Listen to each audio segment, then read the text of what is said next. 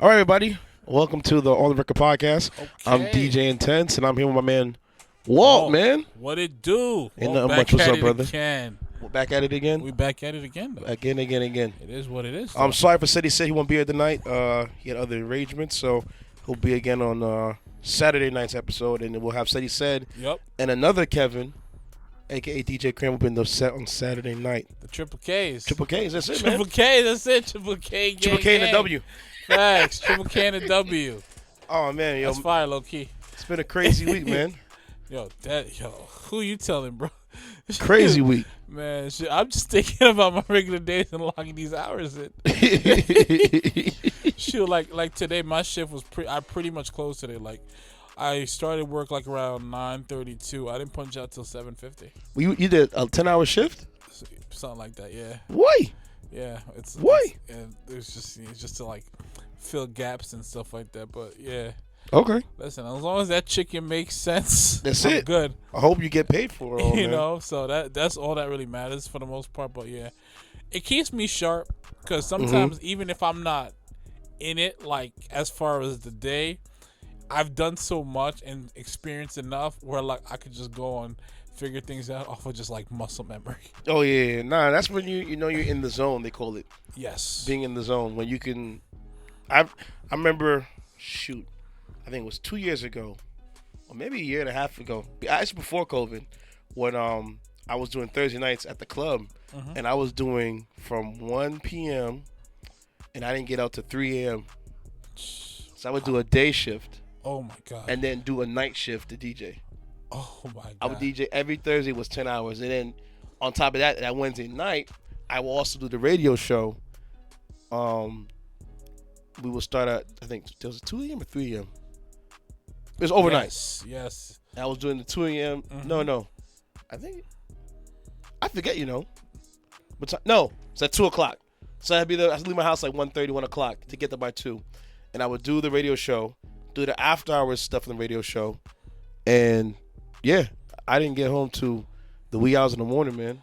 Then to get up again to go down to Jersey to DJ from the day shift into the night shift. Woo! I gotta tell you, man, that type of schedule, at some point, my phone would either be powered off or do not disturb. D&Ds? It'd be do not disturb, and I would just sleep. And whenever I happen to wake up is whenever I happen to wake up. I hear you. Damn, I hear you. That is wow. Like what? How did you feel like physically? I felt fine because I would still work out and do what I had to do. Gotcha. You know what I'm saying? So that didn't change. It's just the fact that I guess I was so dedicated to the craft. You didn't it didn't feel like work. It felt like fun. Okay. You know what I'm saying? Got you. So physically and mentally, you were just locked in. I was locked in, yeah. Okay, I got physically you. and mentally, I was locked in. Got you. But then after a while, it was the boss. She asked me, say, "Yo, have you been working doing double shifts?" I was like, "Yeah, I've been doing it for like 4 months now." And because she finally asked me, I was like, "Yeah, I've been doing it for 4 months." Because he didn't want to do it no more, and then I just took it over. Okay, I got you. You know what I'm saying? I feel you on that. And then I gave up the day shift after that, that time period. And I was so happy when they're like, "Yeah, we're gonna give the day shift." Yeah, thank you, bye. Give me that night shift. I want that nighttime work money. I don't want that daytime shift work money. It's different. It's different, real different. Oh man. During the daytime, you would see like dudes coming after work for lunch, or the older heads would come in there during the day shift. And the nighttime, my peers. Yep. But bro, talking about putting those hours, man. Yeah. Putting those hours, man. I feel you. So I know how it goes. I've done it before. So do you believe in the 10,000 hour theory? Yes. Wholeheartedly, I do believe in 10,000 hour theory. And if for those that don't know what the 10,000 hour theory is, what you can explain since you brought it up. So the 10,000 hour theory is of the belief that if you practice or do anything for 10,000 hours, eventually you become good or have a degree of mastery towards that particular thing that you've been honing over these 10,000 hours. Correct. So like you could be absolute crap at something, But as long as you have the drive and passion to get and desire to get better at it, you know, I'd say within 10,000 hours, you'll start to like really get it and master it to a degree. And from then on, it's just, you know, just building upon what you've learned thus far. Correct. I forgot who the author is, but I gotta look it up. But to me, it's very interesting because like we look at people and we say like, oh, he's a genius. And then I think of one of my favorite soccer players, Thierry Henry. He has this quote, I think, on his Instagram or Twitter where he says, amateurs call it genius, and then it's something across the line of like, you know, I think athletes call it practice or something like that, which is true because like I think part of greatness is in anything is repetition. Correct. So repetition and consistency, you know, and stuff like that, and also that mentality to just like, you know, be able to perform well under pressure or regardless of the circumstances, but the preparation to do something over and over is what's going to get you there. It's not just like your natural talent or God-given talent. It's definitely repetition. I also tell my students when I was teaching that nobody's smart. No. And they were like, that doesn't make any sense. That hear me out when I say this. Nobody's smart. My definition of smart is somebody grasping the material faster than you and understanding it. You know what I'm saying? So that's how I define as smart. There's a thing called talent, and then there's a thing called skill. And you know, Will Smith breaks it down that, you know, talent is your God gift. The skill is the practice you put into making that talent to manifest it even further than what it was at. You know what I'm saying? That's true. So those are the two things I tell my students all the time, that just because student, you know, we'll say Kevin, just because Kevin grasps the material faster than Alex, it doesn't make Alex a dummy. No. Alex doesn't understand it yet. Yeah. But if Alex works hard at it and Alex understands it, he'll get it. Yeah. So when I hear people talk about, oh, doctors are genius, no. I could be a doctor if I really wanted to be. Do I want to do it? No. Would I understand it? Probably so if I put the hours into it. But I have a belief in myself that I can, anything that I want to do, I can do it. You know what I'm saying? And that's, I think, some people lack of, you know, to have, like that 10,000 hours theory you just said just now. Yes. People see people do things and they hate on them, but you don't realize like that person put time in to get to where they was at. You know what I'm saying? Oh yeah, but some people are just gonna hate to hate. You know, some people don't even know the backstories to so and so person, and they'll just hate for whatever reason. Maybe because this person's too popular. Maybe they don't really think this person is talented or not, and stuff like that. And even being a doctor, like you could be the most gifted doctor, have all the great grades, have enough internships, be highly regarded among your peers and teachers, but you still got to put like 6 to 10 years, like a decade in, and even then you're always learning because you always got to be up to date on different procedures, techniques, medicines, always got to look at, always going to encounter different scenarios and stuff like that. True that. You're not ever, there's never a ceiling with medicine and, you know, and being a doctor and stuff like that. But there shouldn't really be a ceiling for anything you really do when you think about it. Because, like, you know, there's just a variety of things people do. There really shouldn't be a ceiling. There's always should be improvement. The minute you put a ceiling on what you could improve upon, that's when I think that's where the decline is going to be. Yeah. Yeah, when you reach that ceiling point, you're right. The decline's on the way right behind it. That's why I like when I see people evolve. Yes. So you can have a ceiling at something, but then you can evolve and morph into something different. Yeah. You know what I'm saying? Yeah. And there's nothing great, beautiful than seeing that out there right now. That's a fact. Oh, that's my cousin hit me up. I'll be calling back later. He be all right. Yeah, he'll be all right. Yep. Message. I'll call him later. But, yeah, so, you know, like we said earlier, it's been a troubling week. We lost one of our brethren in the hip-hop industry, man. RIP to Earl Simmons, a.k.a. known as Dark Master X, a.k.a. known as DMX, man, and it wasn't shocking. It was very tragic. I can call it that. Tragically passing away. I'm not hating what I'm saying right now. Yeah. Because we heard of X of having troubles in the past, but his ability to bounce back every time, and the fact that this time he couldn't bounce back was like, damn. You know what I mean? Yeah, it was. It wasn't. I wasn't shocked by it. I even said once I got the news, I think this would be it. Yeah. And I don't want to come across like disrespectful or anything like that. I just feel like X got a lot of blessings in his life, and it just got to a point where where he couldn't really. I just feel like on the outside looking in, he couldn't really just face his demons and walk through them. It was more so like he couldn't escape. Not to say that he was a bad person or anything. No, not at all. He was just a very, very troubled person who's just a raw talent like I've never seen in hip hop. Man. Never seen in hip hop. It hurt. Oh yeah. And it hurt for me because I told my peers and my friends, I feel like, you grow up as a child and you see people and you're influenced by people. And, when you're young, you have this thing about, this is going to be forever. Yep. But when you get older, it's like, there's I have infinite days left. Because, people got to understand that if you're looking at this right now, you're going to die eventually. There's going to be an expiration date. We all got to go to the grave. You know what I'm saying? That's true. And I would rather go to the grave. Let me grow old. Yeah. You know what I'm saying? I want to grow old. It's a blessing. It's a blessing to grow old. Yes. People understand that growing old is okay. It's fun to grow old. With X, it just felt like I'm not saying he was tired.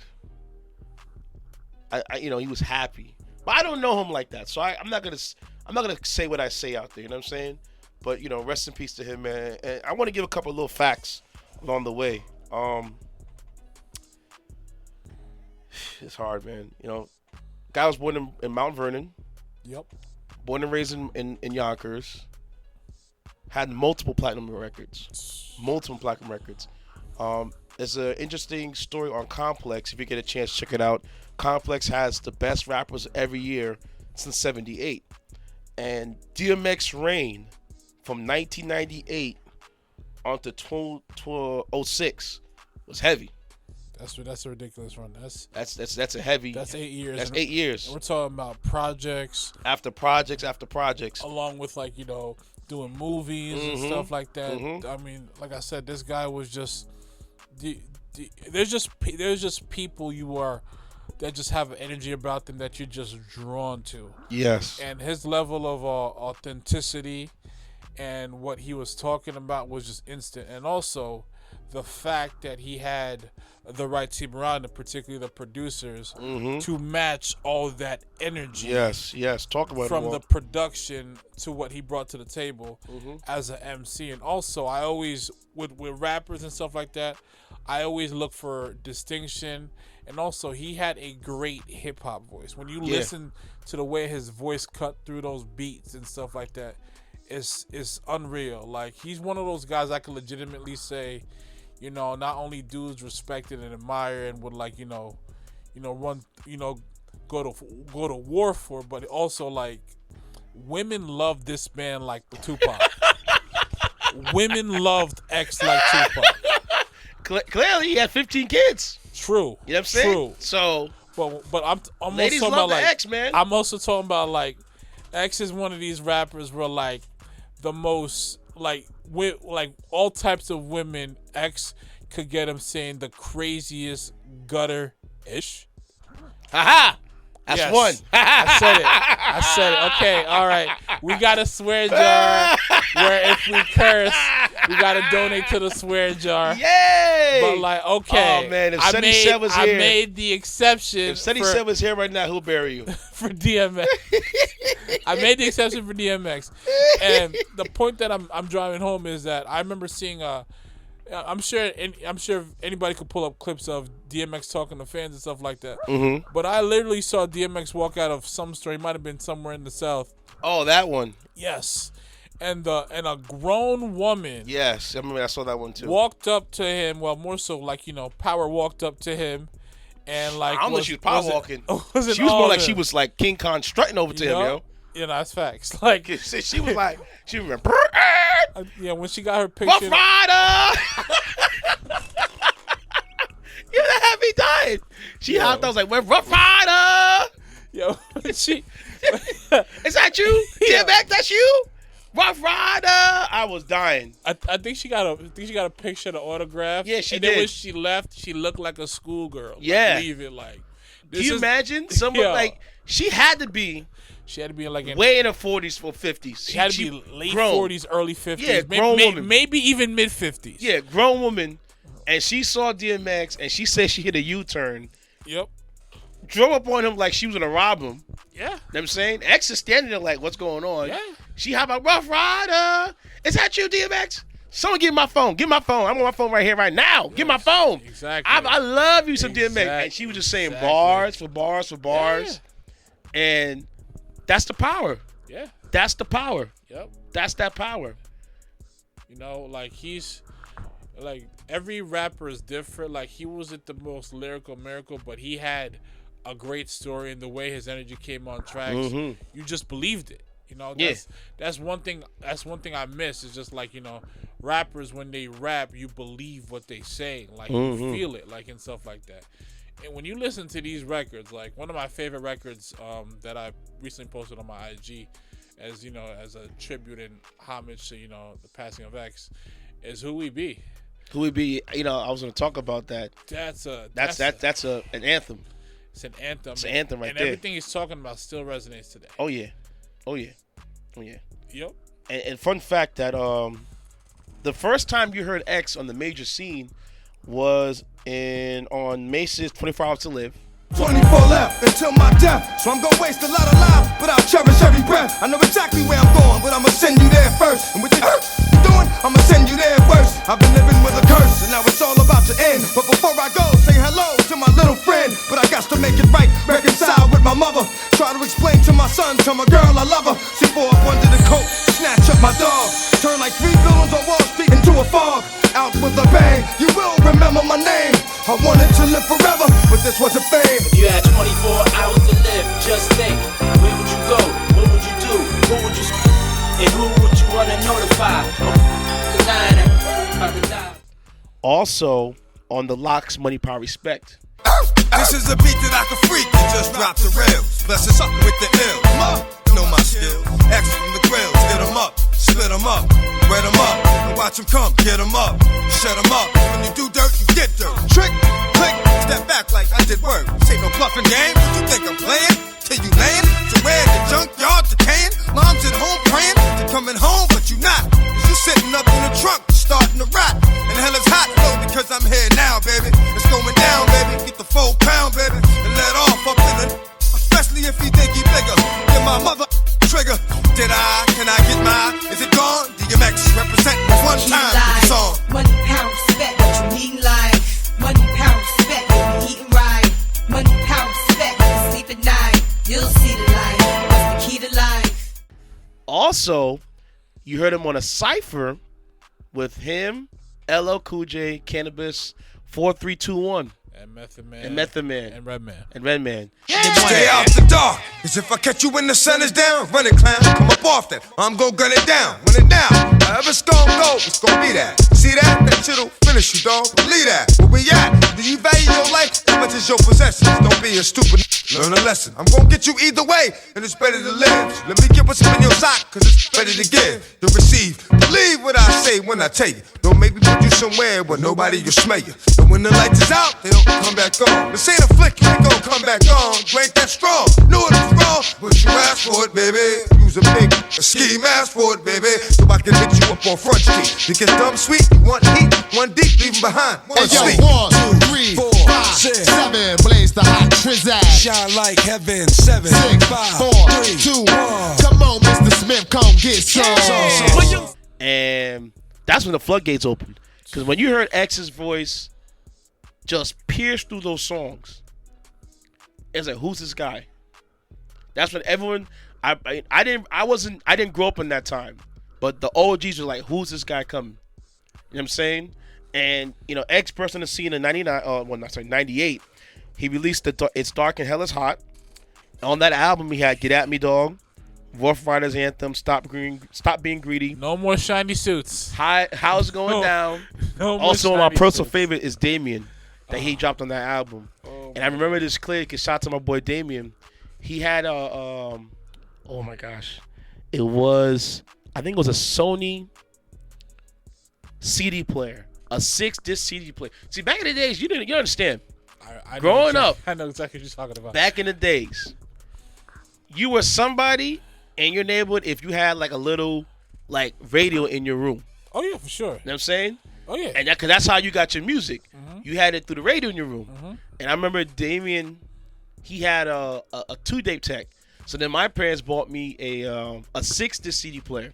It was a Sony, and it was also came with the tape decks, and it came with the FM tuner. So if I wanted to record a mixtape, I could do that. I could play it through the CDs. Yep. Do it through the radio, and have a mixtape I could push out into the people. Yep. So then my boy D comes around the corner, and he updates on me.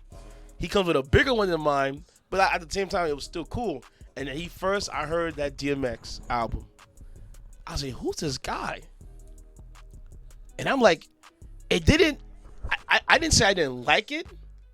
I liked it, but it was weird because at the time, that's when you were so used to hearing Puff and Shiny Shoots at the time. No more shiny shoots. You know what I'm saying? Once DMX came through. When DMX came through, it was a storm. It was on. And people understand DMX in that same year dropped another album, and that was when he dropped Flesh of My Flesh, Blood of My Blood. And on that album, he had Slippin' and No Love for Me. 2 for 2 in a calendar year. Yeah, 2 for 2. 2 for 2 in a calendar year. And then 99, people don't know, he actually did a concert at Woodstock. Oh, I didn't know that. Yeah. So that clip you see of DMX performing on stage, and you see a whole bunch of people waving their hands, and that was Woodstock. And people think about that. DMX, a rapper from Yonkers, New York, is on Woodstock stage, and folks are rapping with his words, bar for bar. And not black folks; these is white people. All types of people. There's just certain human beings, like I said, that just have a level of presence about them that you just gravitate to, whether you're familiar with their backstory, their music. When you see something that's a spectacle, you know it instantly. Amen. And DMX is a spectacle. Amen. Oh my God. Amen. And then again in 99, he drops, and then there was X. On that we have What's My Name, Wow. What These Women Want with Cisco, and Party Up in Here. You followed up in 2001, he gives you The Great Depression. With that, you have Be Right Here and Walt's personal favorite, Who We Be. Okay? 2003, what does it give you? The Grand Champion album. That's his 5th and final album from Def Jam. On that album, you have Get It On the Floor, Where the Hood At. That record was hard. Where the hood at. You know what I'm saying? Where the hood at? That shoot. I play as a warming set every now and then during warm-ups just to get the people like, whoa, I remember that right there. And Party Up in Here is basically a jock jam. It's good. It's forever gonna be known as a jock jam. So after that, he follows it up 2006, the year of the dog again, and with that he have We In Here, and he has Lord Give Me a Sign. Love that record. Lord Give Me a Sign. Lord Give Me a Sign is a hit record. It's just a testimony right there. When he was on that track. Then in 2012, he follows up with his last and final album, which is Undisputed. And that was the last of it after that. Another fun fact that no rapper has ever done before. He's the first rap artist. Well, I'm not going to say rap artist.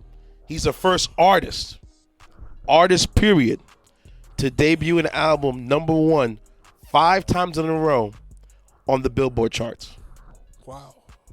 Jeez. No artist ever done that before. That's to have your 5 albums come out and debut #1 on the Billboard charts, man. People understand, man. That X scene at that time, man, it was phenomenal talent, bro. It was crazy. To a degree. Again, the circumstances was different. The background's similar but slightly different. To a degree, you could make the argument that the way X really broke through the mainstream was kind of similar to 50 Cent. Yeah. To a degree, yeah. And stuff like that. Not the same type of backstory, but as far as the gravity of what he brought to the table at the highest point of his career, which was definitely 98. Yeah, 98 is when he came on the scene. And he came on the scene with a bang.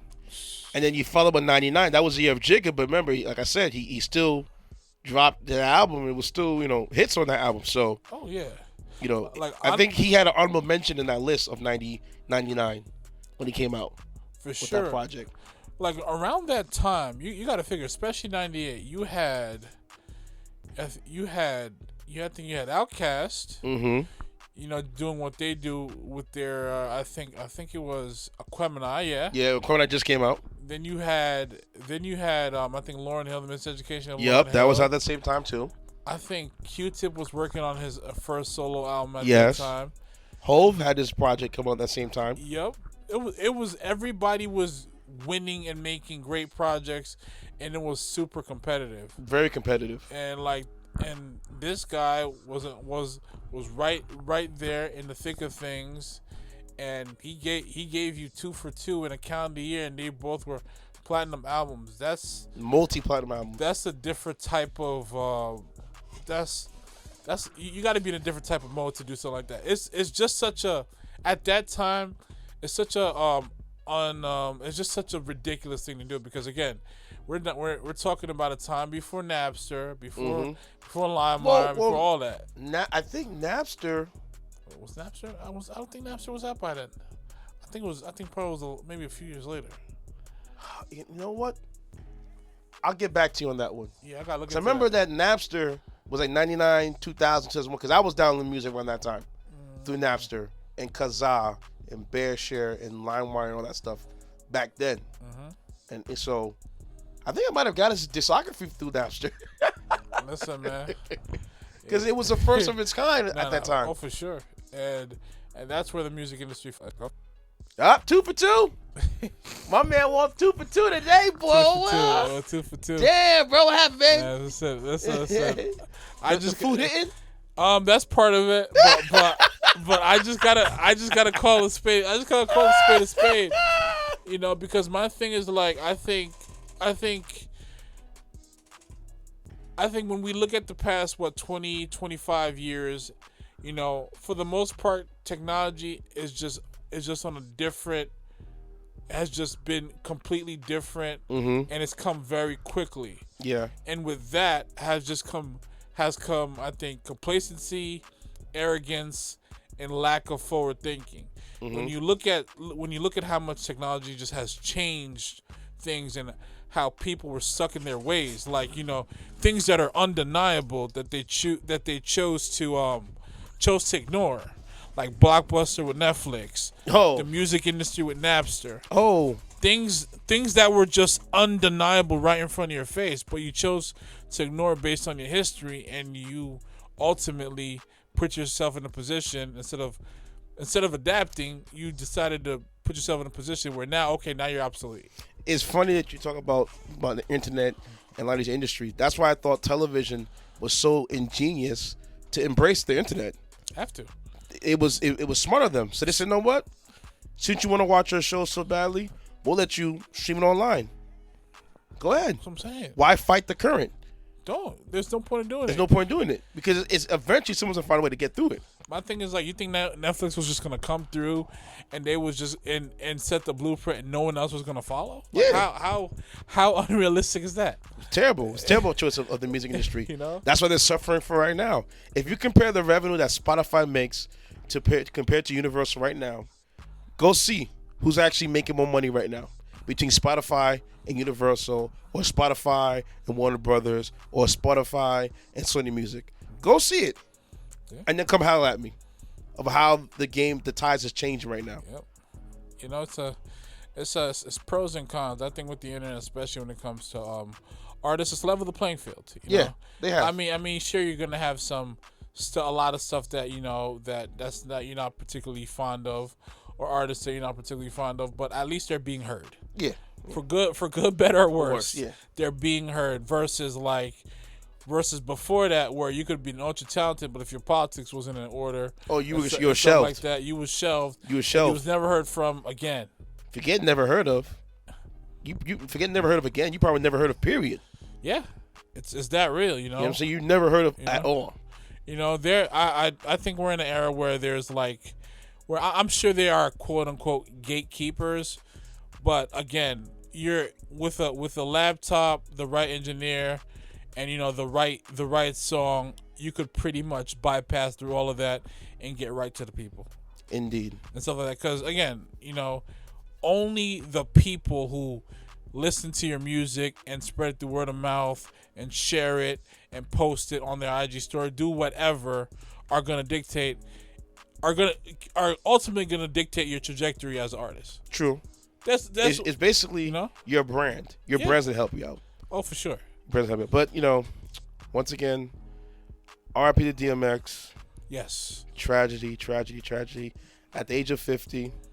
Yeah. I know he said in the I think the Drink Champs. Mm-hmm. He said, if I was to drop dead today, I know I lived a happy life, and I'm gonna honor that memory of him saying that, because I truly believe that if he was to drop dead like he did, he passed away, he would have said to himself, I lived a wonderful life. You know what I mean? Throughout all the addiction, throughout all the things that were in the stories that was written up that people put out there, he himself said he lived a happy life. And another thing too, I'm not gonna try to curse like my man over here did. 2 for 2. He's 2 for 2. I'm gonna be over. I'm gonna be over. My goal is to be over. Over. The Daily News and New York Post. Suck my balls. You two news organizations, despicable. And I'm not calling you out because of what you wrote. I'm calling you out because I feel that the man wasn't even buried yet. He wasn't even dead yet. Yeah. And there you are, like rats waiting for, like hyenas waiting for the prey. Yeah. You know what I'm saying? It's like put out these tasteless stories out here. And I was so upset to the point that I would have went around, whipped up my pecker, and would have peed on a stack of New York Post papers. I would have bought the stack and pissed on it. And anybody would have bought it, would have had my piss on their hands. That's how I think about them. Because it was just discouraging watching that. And so far, the editors, they're facing that heat right now. And like I told in my post I put on Twitter, I hope that Swizz Beatz buys you out like Jeff Bezos bought out Washington Post and put you all out. Whoever decided to let that to be greenlit, you need to go. The writer who wrote the story, you need to go. The editor who proofread the story, he or she needs to go. All those responsible needed to take a step back and look at what they did. Because that was terrible. Terrible. Where'd you get off putting his man's faults on the line and he's not even dead yet? Was even dead yet? No. I second that on everything that you just said. It's just something so tasteless and disturbing to do. I feel like nobody has enough integrity or morality to let a man he has his flaws. No one's perfect and stuff like that. But he's not in the grave yet. No. And stuff like that. He's still in the hospital. He has loved ones worried about him. He has fans, diehard fans praying for him, and this man can't even can't even go out with a sense of dignity. You're just gonna throw all his faults in his face like that, and it's just nasty. Like, it was when I read the article, because I wanted to understand is why did you write the article? Culture vultures, man. She's not even a culture vulture. Charlamagne, the God said it the best. I wouldn't even call her a culture vulture. A culture vulture steals from the culture. She's a vulture. They were waiting to be first, and that's what they did. But to a degree that was stealing. They was latching on to a culture that they have no understanding of, looking to flip their bottom line and make money. It felt like it was a clickbait article. Exactly my point. And, you got me because I read the damn thing. Yeah. And I said to myself, after reading it, I didn't read it because I was like, oh, I want to know what he's feeling about. I was reading to try to get why would you put that out? Again, why did you think that was okay to put that out? Because they're tasteless and they wanted to make a profit off of someone's suffering and death. And also, again, they wanted to antagonize people. Because you clicked it, you read it, you responded to it, other people saw it. I'm sure they clicked it, felt away, responded to it, shared it. Ultimately, their bottom line or what they're trying to do maybe work for them to a degree. I'm not saying it's right. I think it's disgusting behavior, but it just shows you the times we're in. Because as much as we're advanced in terms of everyday technology, how we communicate with people, I think people are just lacking human decency.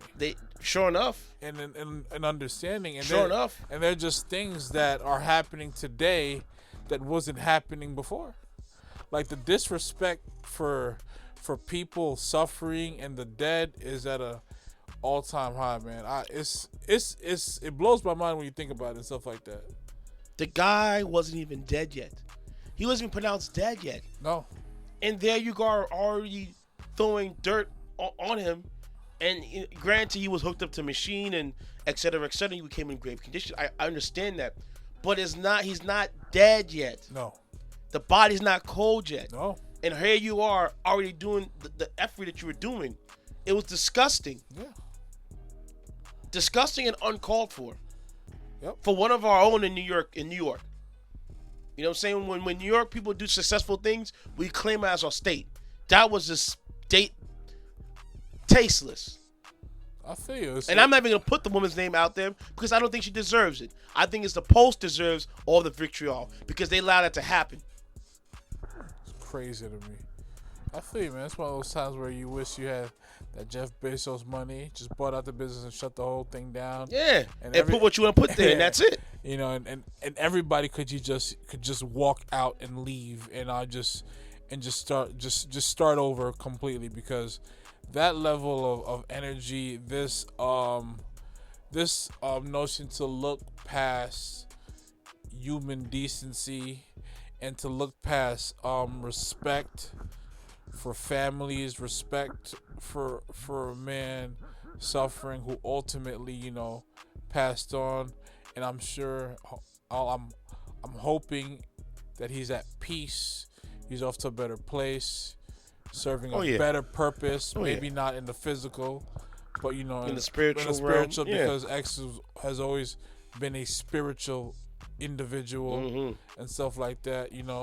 Among all the aggressiveness and all the energy, there's always prayer, there's always God before anything with X. So yeah, man, I don't like it. I don't respect it, and I think anybody who's on that type of time needs to reevaluate themselves and for a second put yourself in one of X's loved one's shoes, seeing that, and you not knowing this man, and you out here broadcasting his flaws as he's battling for his life while his loved ones are worried about him. Yeah, man. I wish I was there. I would have kicked that lady's computer over and peed in her face. It's disgusting. It's just like, because that's how disgusted I was. That man has kids and stuff like that. We're in a time where at any given time, kids could just look up something on their parents if they understand to the degree who their parents are, especially if they're high profile people. Google's at the click of a button, and stuff like that. At the click of a button, bro. You can never click of a button. You can just say, "Hey Google, bling, your phone will pop up. Seriously, like it's. Hey Siri, bling, your phone will pop up. It's crazy. So now it's touchless now. Yeah. It's voice command.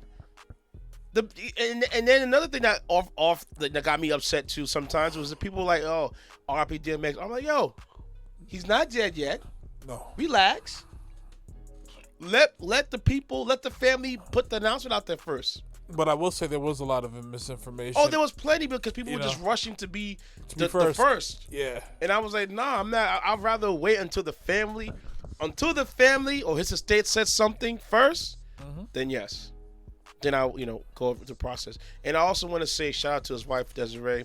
Listen, I know that you're down in the dumps right now, and we get it.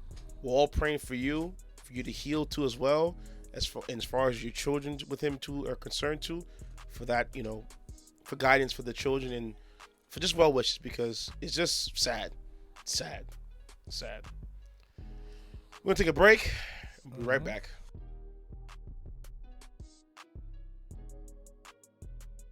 Welcome back, y'all. Yes. What it do? Took back a little at break. it again. Back at it again. Little refresh. A little break, little refresh. Get the water in real quick. You know what I'm saying? I know some of you on the live said that we had an issue of the audio. If it sounds better now, let me know. I switched phones, and so hopefully this one will be better sound quality than the last one. I do have the recording, so is what it is. Anyways, so my man Walt, man. Oh yeah, if my eyes are looking crazy, allergies and stuff like that, it is what it is. Springtime's here, giving me that work, but it is what it is. I'll have a response soon. Don't let them lie to you. It's some Eddies. Oh man, listen, man. Alright. If I need to vibe, then I need to vibe. All right. Shoot, I'm chill, good vibes, lots of laughs. I like to just chill and vibe. If I need certain, natural influences to do so be it. Hey man, look man. That's what I'm saying. That's you. Facts. I just be chilling, zoned out, listening to tunes, and that's that. Zooted and booted. Yeah, facts. All right. Well, so. Man, this week, some of my officers who are out there, I don't dislike police because police is necessary. Yes. They're needed. But I will say that these days aren't your finest hours. No, far from it. Because again, police is needed. Order in general is needed and needs to be enforced. Yes. Without any order, without any consequences, it would just be anarchy. It'd be wild. It would be the jungle. You'd have sophisticated individuals, going, ape stuff. Yeah, man. That's it basically be how it was in the Dark Knight with Bane. Exactly. Coming into town and taking over and holding the government hostage in that area. We can't have that. No. But in the same breath is we also can't have individuals hiding behind the badge who are supposed to epitomize and enforce the laws and conduct themselves in a lawful manner, where the last resort should be to take another human being's life, or to not act accordingly based on given situations or scenarios. And the worst thing about it is there is a strong agenda to hide these discrepancies and to not be forthcoming with officers that have messed up and who have not followed procedure. And I've come to the conclusion that it's not just an agenda, it's a culture, it's a philosophy. Y'all want it to be this way. You don't want a lot of these cops don't want to conduct themselves in an orderly fashion, or don't want people who know better to continue to exemplify better but they just hell bent on hiding behind the badge and not acting accordingly. I mean, how long is this gonna go on? I'm not gonna say a lot. You know, I'm not gonna put that general base on a lot, because that's just me. You know, that number shot high. I think it's more of, we'll take a pie chart, right? Mm-hmm. So you have, there's millions plus millions of law enforcement out there, right? Mm-hmm. Out the whole pie, we'll say 70% are doing what they're doing. You know what I'm saying? Doing the right things, protecting us, etc., etc. Then you have that other 30%. We're going to break down it further. Mm-hmm. Out of that 30%, we'll say 20 in the gray. But I feel like it's skewed, because my thing is, if that's 70% or whatever the statistics are doing the right things, you know, on their own accord, when they are I guess taking lead in whatever scenario. Mm-hmm. If that same people are not calling out the misdeeds of the other cops, then they are part of the problem, which skews the whole statistical pie. It can mess it up. And I understand what you're saying when you say that. Mm-hmm. But there has been instances where officers have stepped out on a limb and, you know, talked about other officers on the job, and they're basically being crucified. That's true. Like I will say to a degree, I do consider the gray area in the position that I find myself. To a degree, I feel for these officers, because we're talking about their livelihoods, but at the same time, I'm also an advocate of human decency. Yes. Okay, so if you choose to get into this field, you go through the proper training, you find yourself and you become a cop, and you're supposed to enforce the law and pretty much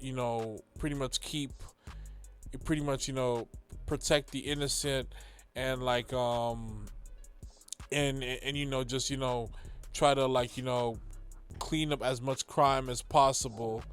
There is a procedure to go about it, and my thing is, like, if you don't have to follow this procedure to go about it, you know, then how do we police the police? Could even police be policed? Which is the real question. Oh, it has happened. And if so, how does one go about it? You know, it has happened. Because I know there are bad policemen who are out there to do some terrible things to others based on their background or their color of their skin. Like a civilian can't say it was self-defense if it were to ever come to that, which is a very unlikely scenario. Like, how would you plead that? How would you defend that? Okay, I see what you're getting at. But there's laws and there's certain things that cities and towns and states and, you know, federally they put into place that give these cops this kind of extra protection from that, and that's why some people are trying to fight to get rid of it. What some towns have done is how to reform the police. They disband the police in that town, and then they reenact it again, and they put the people they want in charge of that town. It happened in Camden, New Jersey, is one where their crime rate was through the roof, and the town said enough of it, and they disbanded the police, and, you know, reenacted it again and put the own people they wanted in charge at the time, and it actually has been working for them pretty well. It's good to hear. Yeah, so as I said, out of that 30, those are the ones that are making it harder for the others that I personally know, and others that I've got to meet along the way. Jobs a lot more difficult than it needs to be. That's true. And with that being said, you know, we're gonna get into the story. I'm gonna start from the worst one, and then trickle down to the second, not as worse, because, you know, we had two incidents of this weekend, one in Virginia, and one in Minneapolis, of two people who are unarmed. And I'm not even gonna call it a race thing for me. I think it's just it's police accountability that needs to be held accountable, and it's bad. So we have Daunte Wright, who was 20 years old, in Brooklyn, Minneapolis. He was pulled over for a traffic stop for having, you know, obstruction of view. which that if you don't know what that is, that's basically if you have something hanging on your what do you call that thing again? Not on your dash, but your rear view mirror. Your rear view mirror, yes. You have something. I'm sorry, y'all. It's getting late.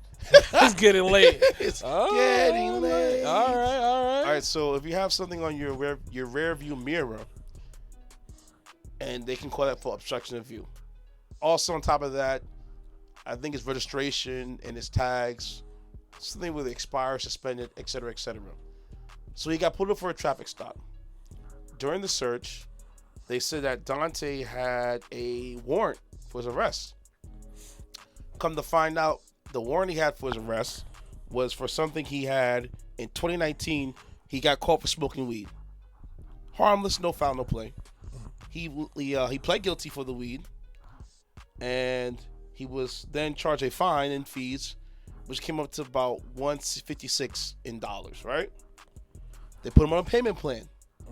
But during the payment plan, what he had put on, guess what happened? The pandemic happened, right? So if it's 2019? That's 2 years ago. Yep. So I think he just turned 20. So at the time, he probably was 17, 18 years old, right? Pandemic strikes. A lot of states didn't give out unemployment at the time. No. You know what I'm saying? So there's a pandemic still going on right now. True. Okay? And the kid couldn't pay. So because he couldn't pay, the payment plan was put on to put a warrant out. Yep. For his arrest, right? All he was smoking a joint. That's it. Traffic stop. The cops had to detain him because they have to do their job. Now, this is why I tell people about, when an officer detains you.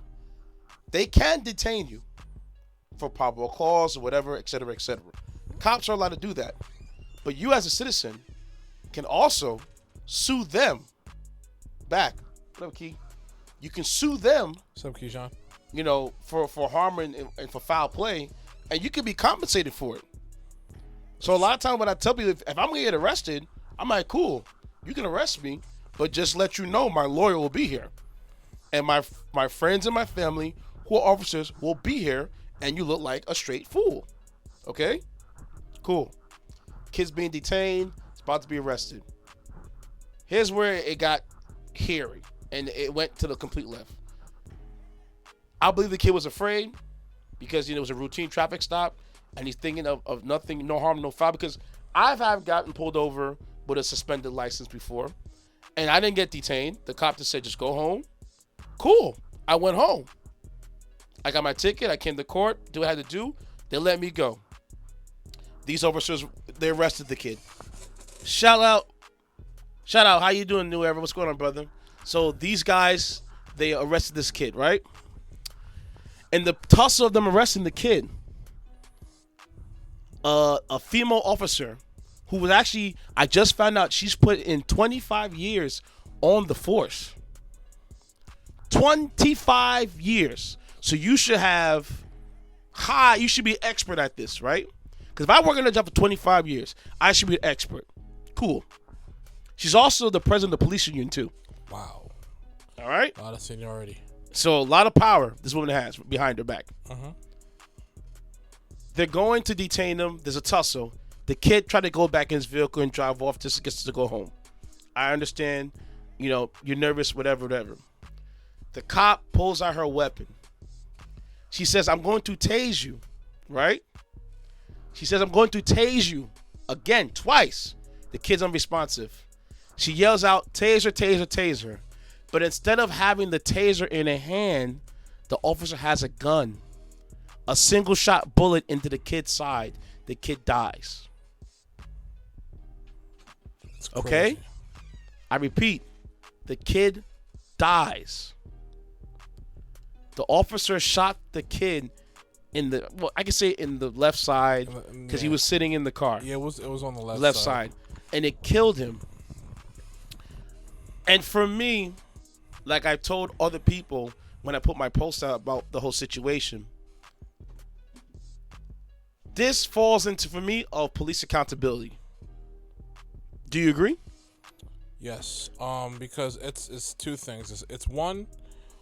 Yes, he was clearly resisting arrest. Yes, he was. I can't I can't hold them accountable for doing what for this to exaggerate to where it was at. That can't be disputed based on what we saw. No, but I understand though, because there's enough footage and history to show that it could still go very wrong, even if he wasn't resisting arrest. Exactly. So my thing is with that level of tenure and seniority, I think it's getting to a point now that these cops should have annual, depending how many years in, I think these cops should have annual recertifications for their training purposes, because my thing is I sort of, even though it doesn't have that much relation to what we're talking about, I think about that scene in Taken where dude's looking for his daughter and stuff like that. He's in Paris. He comes across one of his law enforcement officers who's a bit corrupt and stuff like that. And then I remember that scene. In the scene where he's having dinner with him and his wife, and then after that he pretty much knows everything that he's about to do, and after that he shoots his wife to pretty much get the answers he needs. And then after that he thought he had the drop on him when he went to go get the gun, and then after that when he picked it up to try to do something, he's pretty much embarrassing him. He's like, look at you, you've been doing death duty so long, you don't remember the weight of the gun anymore, and stuff like that. There are no bullets in the gun. It's the same thing, and stuff like that.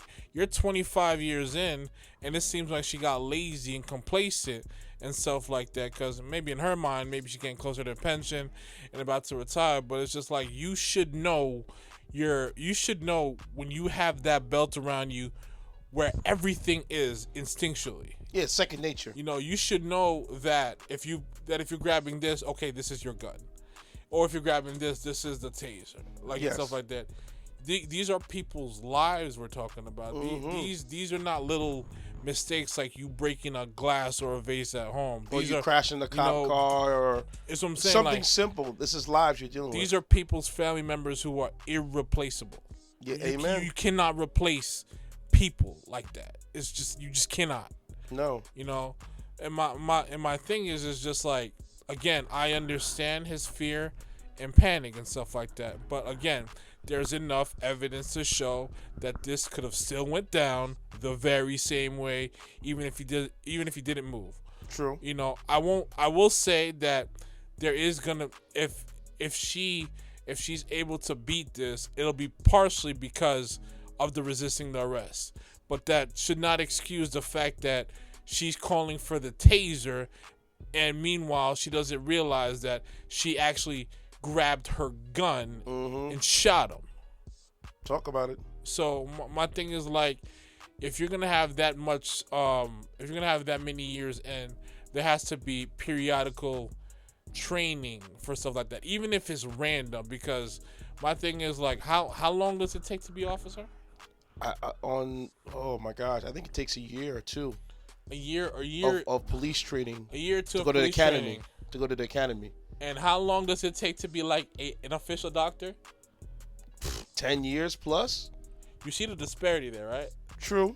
So we're trusting our lives with people who it takes 2 years to get into law enforcement, and they're in the street and they got to deal with real situations. Don't quote me on it, because like I said, I think it's 2 years. It could be a year. I think it could be a year, less than a year, and stuff like that. Once you pass the academy, you join the force. There's a certain philosophy you got going on. You got certain people who may not be mentally trained to deal with real situations and stuff like that, and actual danger, and who do not know how to react accordingly.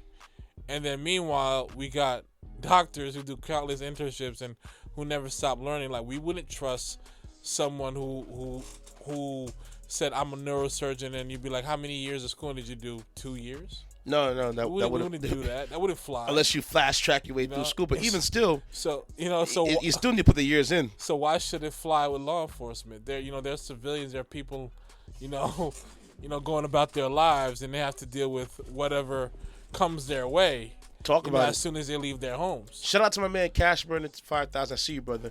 I'll add you in just now. We're just talking about the. I'm not saying every cop is the kid that got shot in Brooklyn, Minneapolis. Go ahead, Walt. I'm not saying every cop is bad. I'm just saying like there's a huge disparity with how they are trained to conduct themselves. And there got to be a lot of evaluations. There got to be, I think, a psychological evaluation. There got to be like a society evaluation as far as as far as where do you stand, as far as diversity among people. There has to be serious trainings, like real type situations about how you conduct with various scenarios, because I think what's going on right now is not working. I think for the kid, I think that would have happened to somebody, white, black, Hispanic, or indifferent. Personally, I don't look at it as a racial. What happened? That situation. I have to. For you, that's your opinion. Yeah. And then you're entitled to your opinion. And I'm not gonna just say, "Oh, you're right, I'm wrong." No, we're not doing that here. We don't do that here. No. I value your opinion. So if you want to say that, that's cool. For me, I don't look at it like that. I look at it as it's an incident that happened because he had a warrant. Mm-hmm. And once you detain somebody and they have a warrant, your hands are bind. I have to take you downtown. I have to take you downtown. I can't let you go home. That's true. You know what I'm saying? Unfortunately. You know what I mean? That's true. So for that to happen, and for her to not know the difference between her gun and her taser, that's a failure on that police department. That's true. Because you're supposed to go, I believe you're supposed to go, you have training as a cop at least every 3 to 4 months. Don't quote me on it. I'm just saying. I got you. You know what I'm saying? So for you to not know the difference between your gun and your taser is a problem for me. Because if you put on that vest, you put on that badge, you put on your equipment every day, you know everything's at all times. Yeah. Your dominant hand is supposed to have your primary weapon. Your non-dominant hand should have the taser. Seriously. And you should know so for you to not know the difference between a gun and a taser, which a gun is heavier than a taser, it's a problem for me. I'm sorry. Yeah. You're supposed to protect me. And you don't even know. It's like someone say you don't know your butt to your elbow. I'm not gonna curse. I want to be like that guy over there. Well, we did greenlight the A word, didn't we? Did we? I think we did. I think so. Yeah. So, she doesn't know her ass from her elbow, and the fact that she doesn't know that is a problem. I throw the racial component in there because this is based on what I've seen and and my thing is I love how they try to dance around the issue, but I always see it for what it is, because they're able to take in a mass murderer alive and well. Yes. And one of the examples is the guy that slaughtered those people in the church in North Carolina, a few years ago, where they welcomed him in, and he considered about not doing it, and he still slaughtered them. Dylan Roof was a kid. Yes, he still slaughtered them, and they were able to capture him without putting one bullet in him. Because he didn't resist arrest. Without putting not one bullet in him. Even if he did, because we've seen scenarios where people resist arrest and stuff like that. And they do come out alive. They're particular. I've seen scenarios where they happen to be Caucasian. They have the complexion for the protection, and stuff like that. Moody would say. And there is not one gun drawn, not one bullet in their body, and they're able to detain the situation and go home peacefully. So don't try to tell me you had to pull this trigger on this type of person, and then I'm asking you why. Because this is just one person, and it's 2 or 3 cops? There was 3 officers, including her. So there was 2 others that was on the scene. But meanwhile, there was one that was detaining him, and then she was the backup for his side. And then she rolled up and said, "I'm going to tase you. I'm going to tase you." You can clearly hear her say, "I am going to tase you," twice. Mm-hmm. After that, she then says, "Taser, taser, taser," and then she goes, "Oh my God, She drops an S-bomb, and she goes, "I shot him." And then the other cops are looking at her like they with the stunned face, like, "This is serious." And I'm like, that's when it cuts. The feed cuts off. So I'm like, "Oh, you messed up." And again, had she not had the body cam and stuff like that, I wonder how they would flip this. I'm sure they would have tried to hide it. Oh yeah, of course. Protect her misdoings. Like this. But I don't think they would have tried to hide. They could hide it because you're gonna have the forensic, the guy doing the forensics, et cetera, and be like, how did a bullet end up in him instead of the taser marks? So what really happened? You know what I'm saying? This is on par. This is on par with the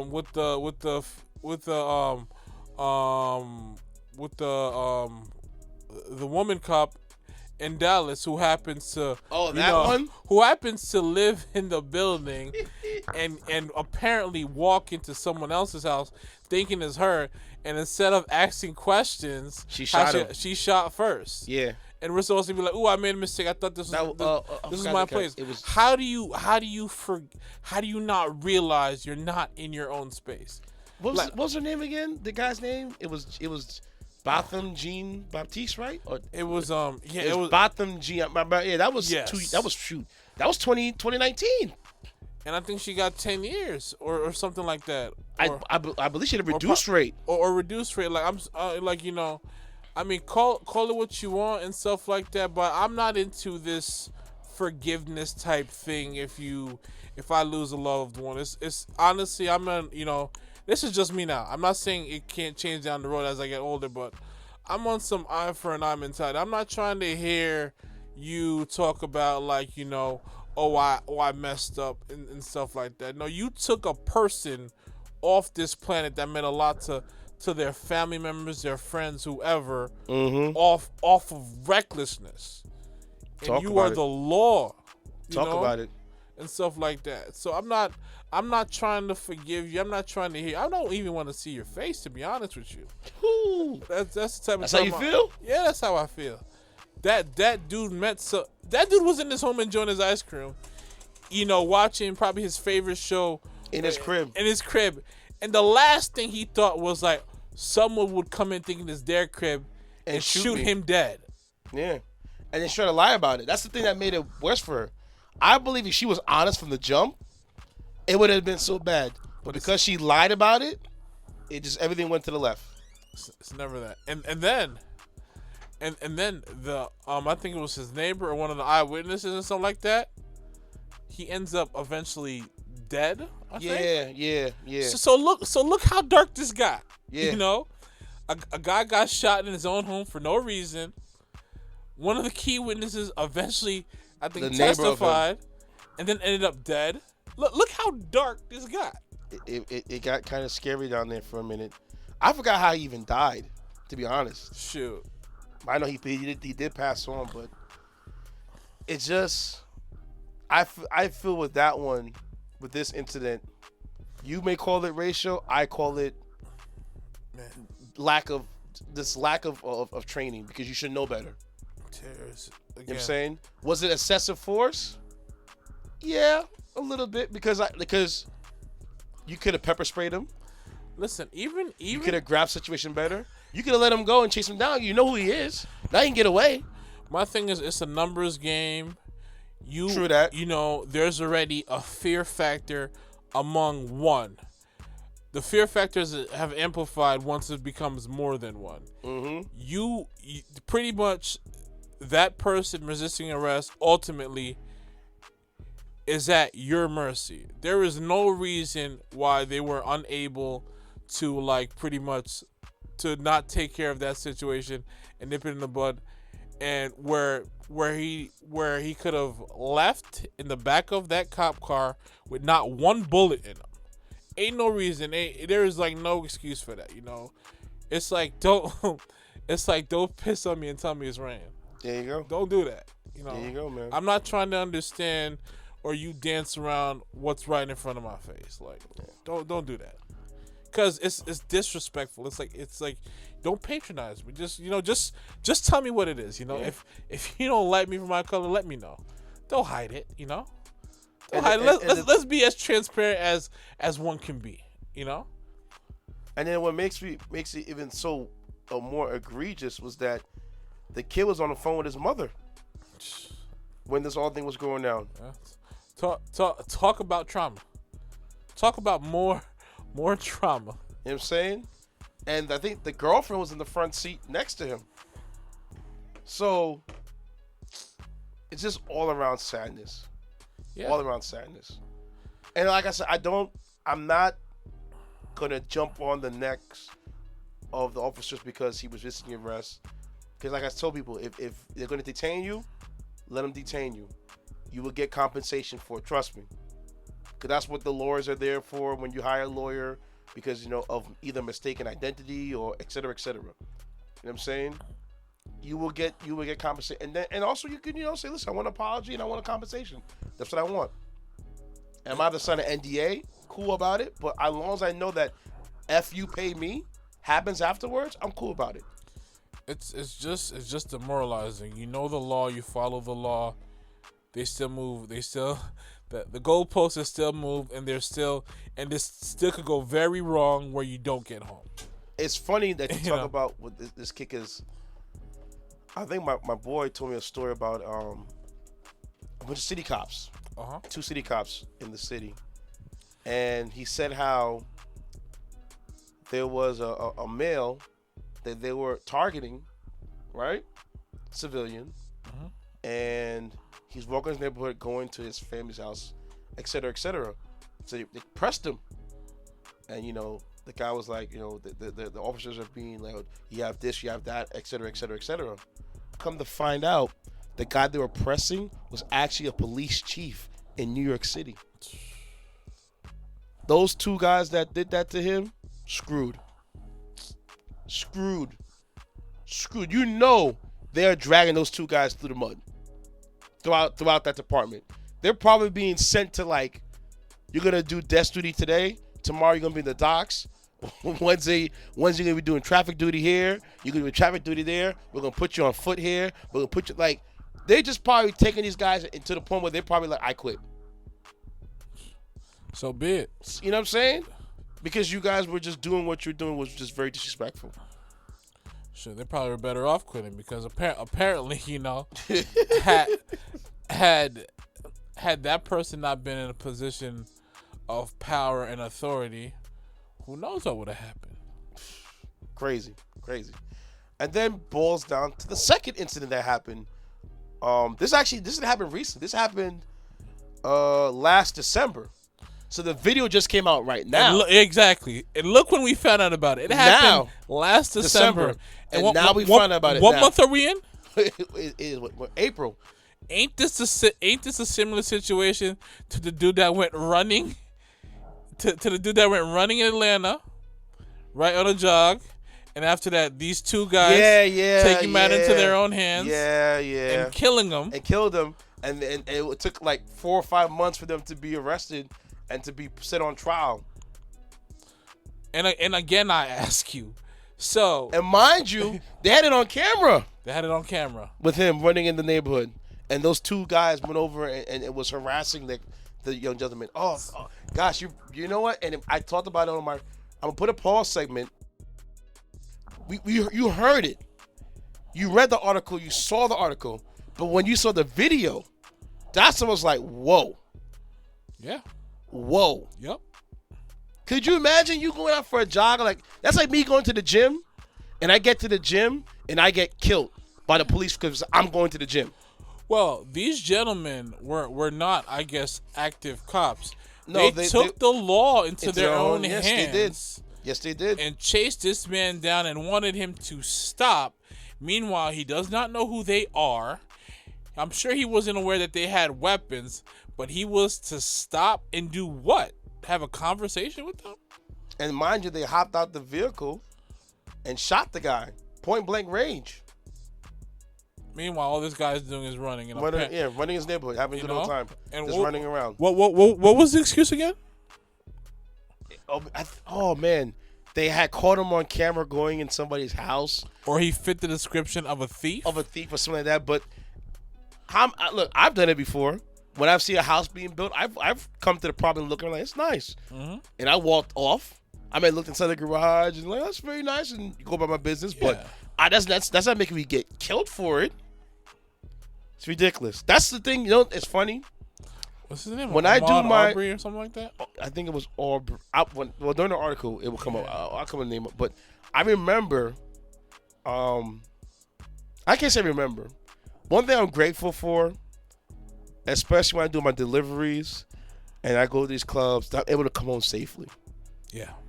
Because I've gone to certain neighborhoods of people, and I said to myself, I am not supposed to be here. Yep. So let me make this quick. And let me get home. Yep. Because it can go to the left. Yep. Like I remember I had to do a delivery for somebody, and this guy's walking his dog. And when I do my deliveries through the Instacart, I like to picture the mailbox and take a picture of me dropping stuff in front of your house, and then take a picture of the number on your crib. Yep. This guy's like, what are you doing? I'm like, I'm doing a delivery. But obviously they ordered delivery. It's none of your business. Yep. But I'm doing a delivery. And he stared there and watched me. And I'm just sitting myself like, bro, what if you been like super aggressive towards me? Seriously. Or what if he called the cops? Yeah. And now I'm trying to do my job and I get harassed. Yep. And pretty much put a situation in motion where that could have went so far left, and all you're doing is your job. Yeah. You know, nothing less, nothing more, just something that's just part of your routine, part of your day.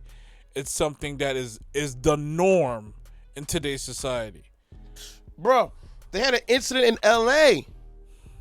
They just put the footage out recently of a guy going and taking out his trash in his apartment complex, right? Police officers were called to the apartment complex for domestic violence. He didn't fit the description.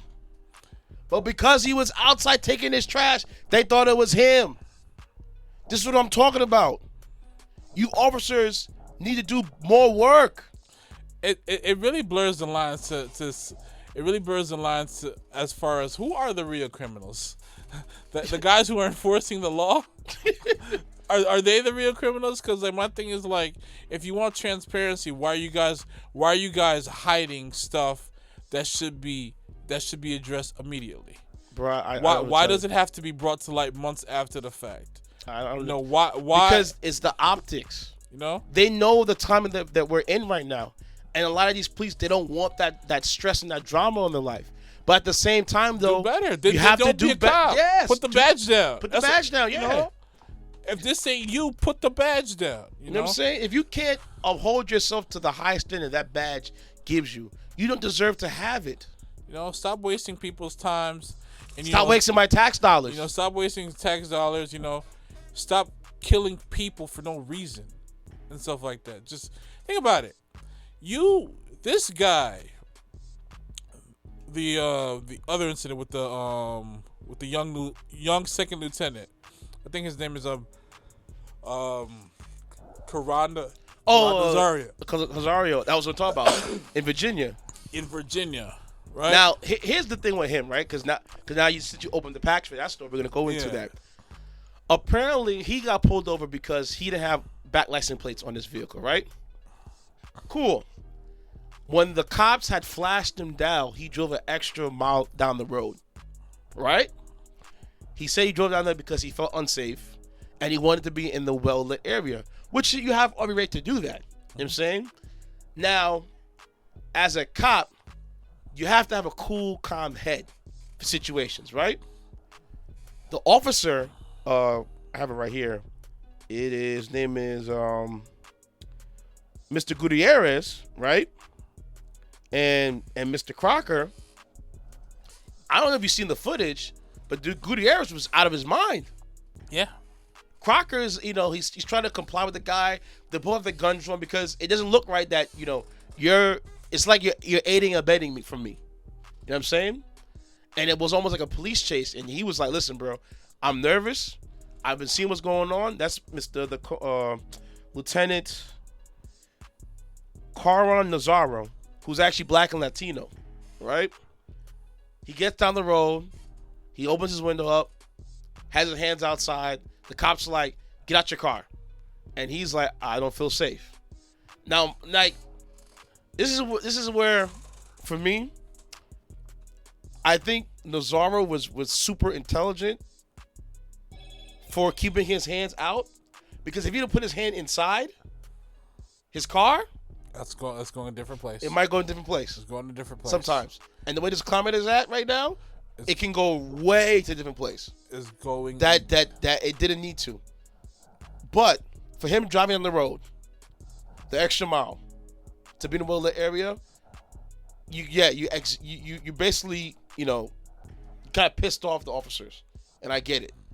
But if Gutierrez had an even temperament, you call your sergeant. he may have. Well, I guess him pissing off the officers is probably a reflection of them probably finding a way to hide it. If he was in the area, because it seemed like it was already dark. Yeah, it was dark. And he drove to an area that was lit. So the lack of visibility, and I guess with probably I don't know if the body cams have night vision and stuff like that. I don't think so. It's just black. It's color and what you see. So there's really no night vision on the body cams. Would have probably left a discrepancy if he was in an area where there wasn't too much light. Probably. So ultimately, he found himself in a situation where he didn't feel safe. He went down another mile down. He was at a gas station where it's a bit more populated. There is light and stuff like that. He was in a situation where other people could see what's going on. Not only that, he had his military gear on him. Yes, he says, I'm a United States lieutenant. Second lieutenant. And then Gutierrez, the other officer, is basically saying, I don't give a bleep, and letting him have it. So that and shouting out these commands of get out your car, and he's like, I have my seatbelt on. Well, keep your hands on the car, but get out the car. How can I put my hands in the car? And see, this is the thing, because I don't know if you guys remember, in Mesa, Arizona, there was a man who got shot and killed by an officer because he had a BB gun, was shooting I think birds in the hotel, whatever. Mm-hmm. And he came around the corner, and the cop was just making him basically playing what's the name again? Is it red light, green light? No. Simon Says with his life. It was like, oh, crouch down, put your hand on the ground, and come to me. If you move around, I'm gonna shoot you. I'm like, whoa, time out. What? You know the kid got shot like 5 times, the white guy? Died? Because officers like, get down on the ground, slide towards me. Dude, I'm like, bro, these are commands you're giving somebody who's in panic mode. He's not gonna know what the hell he's gonna do. He's gonna, and then he's like, any sudden movement, I'll shoot you. Any of this, I shoot you. I'm like, bro, whoa. And they killed him. If we're talking about optics, again, I'm not law enforcement or anything like that. But that was terrible what happened to that white man. Absolutely. Down there in Mesa, Arizona. So we're gonna fast forward to the officer Nazario. He's like, yo, my hands are outside. My everything is on me. Why am I being detained? Et cetera, et cetera. Gutierrez not even tell him why he's being detained. He's just saying, get out the car. Because for them, it felt like you went down a chase. Nazario was like, listen, I just want to be in a lit area. Fair enough. And, to be an officer, you have to have a cooler head. Yes. He just blew his top off. Yeah. It was over. And the lieutenant ended up getting pepper sprayed and beat and dragged out of his car. That man asks you what's going on, I'm a lieutenant. And here's a funny thing, right? Because now I'm not gonna turn to race, but here we're gonna go there. Sorry. Colin Kaepernick took a knee, right? People said it was disgraceful for the military, right? Mm-hmm. What happened to Nazario? Was that disgraceful to the military? It's disgraceful in every aspect. No, I just want to know. Is that disgraceful? Because if a guy taking a knee is disrespectful, what happens to somebody who's a vet being pepper sprayed? An active one. And being beaten and handcuffed. And clearly his license plate is on the vehicle. It was in the corner of the vehicle. Like I said with my post early this morning. All right, you can You can fight for this country. You can embody what that flag's supposed to mean. Mic up. You can fight for this country. You can embody what that flag's supposed to represent. At the end of the day, if you are a certain complexion, they'll still remind you that you still are. And I'm sure you guys could fill in the blanks. Yes, you can. But there's a good story for that one because the town did fire him, Officer Gutierrez. Officer Crocker still, is on the force. No. And I don't look at his partner as being the aggressive one. I look at the Officer Gutierrez just going off the wall. No, I want indefinite firings. I don't want you to just be fired from one department. You move around. Once you find get fired something from being an officer, it's really much you're done for. I don't. The thing is, I don't know, because like it could be like this person got the right connections and stuff like that. They could have this. He could go find himself in another situation where he has like cops that are like-minded like him and find himself a new situation. No. I believe once, because as an officer, you can resign and you can get rehired. You know what I'm saying? But once you get fired from being a cop, it's pretty much a done deal. No one's going to rehire you after that. I hope so, especially in the South. You know what I'm saying? No one's going to rehire after that. And I found it was so amazing that the lieutenant colonel was actually a college graduate from VSU, his alma mater. And they put a note out like we stand with Officer was Navarro as from per VSU. So I'm like, see, this is what I'm talking about. These universities like looking at, if you see the BS, talk about it. Yeah, I agree. Talk about it. Don't hide from it. Talk about it. That was wrong. Yeah, that should not have happened to him, to being pepper sprayed. Officer, the other officer should call the sergeant through and let the sergeant come and handle the situation. And all you guys say is, listen, keep your hands off the car. Don't put your hands back in that car. If your hands goes in, there'll be a problem. I'm calling if I'm a cop, I'm calling my sergeant, I'm calling backup, and we're gonna handle the situation because in my mindset right now, I'm not here. No. What's the joint on my way? Shout out to those in the check, and I see you guys right now, man. Yeah, in my mindset right now, I'm not in the right mindset of mind to de-escalate the situation. Because I have my sirens going, I'm chasing you down, and finally you're trying to evade and embed me, and I get it. But I understand both sides of the story. You know what I'm saying? I do. Did he need to be pepper sprayed? No. You should just call the sergeant and let the sergeant handle it. And that way the situation wouldn't have been as big as it was. You know what I mean? And it's just sad. That was just uncalled for. And like I said, I'm not even turning Officer Navarro's situation to a race thing because it's not, for me, it's not racial because one is, yes, he's half black, half Spanish. Cool. Yeah, I understand that. But the other officer was Spanish too. His partner was white. It's about police accountability for me.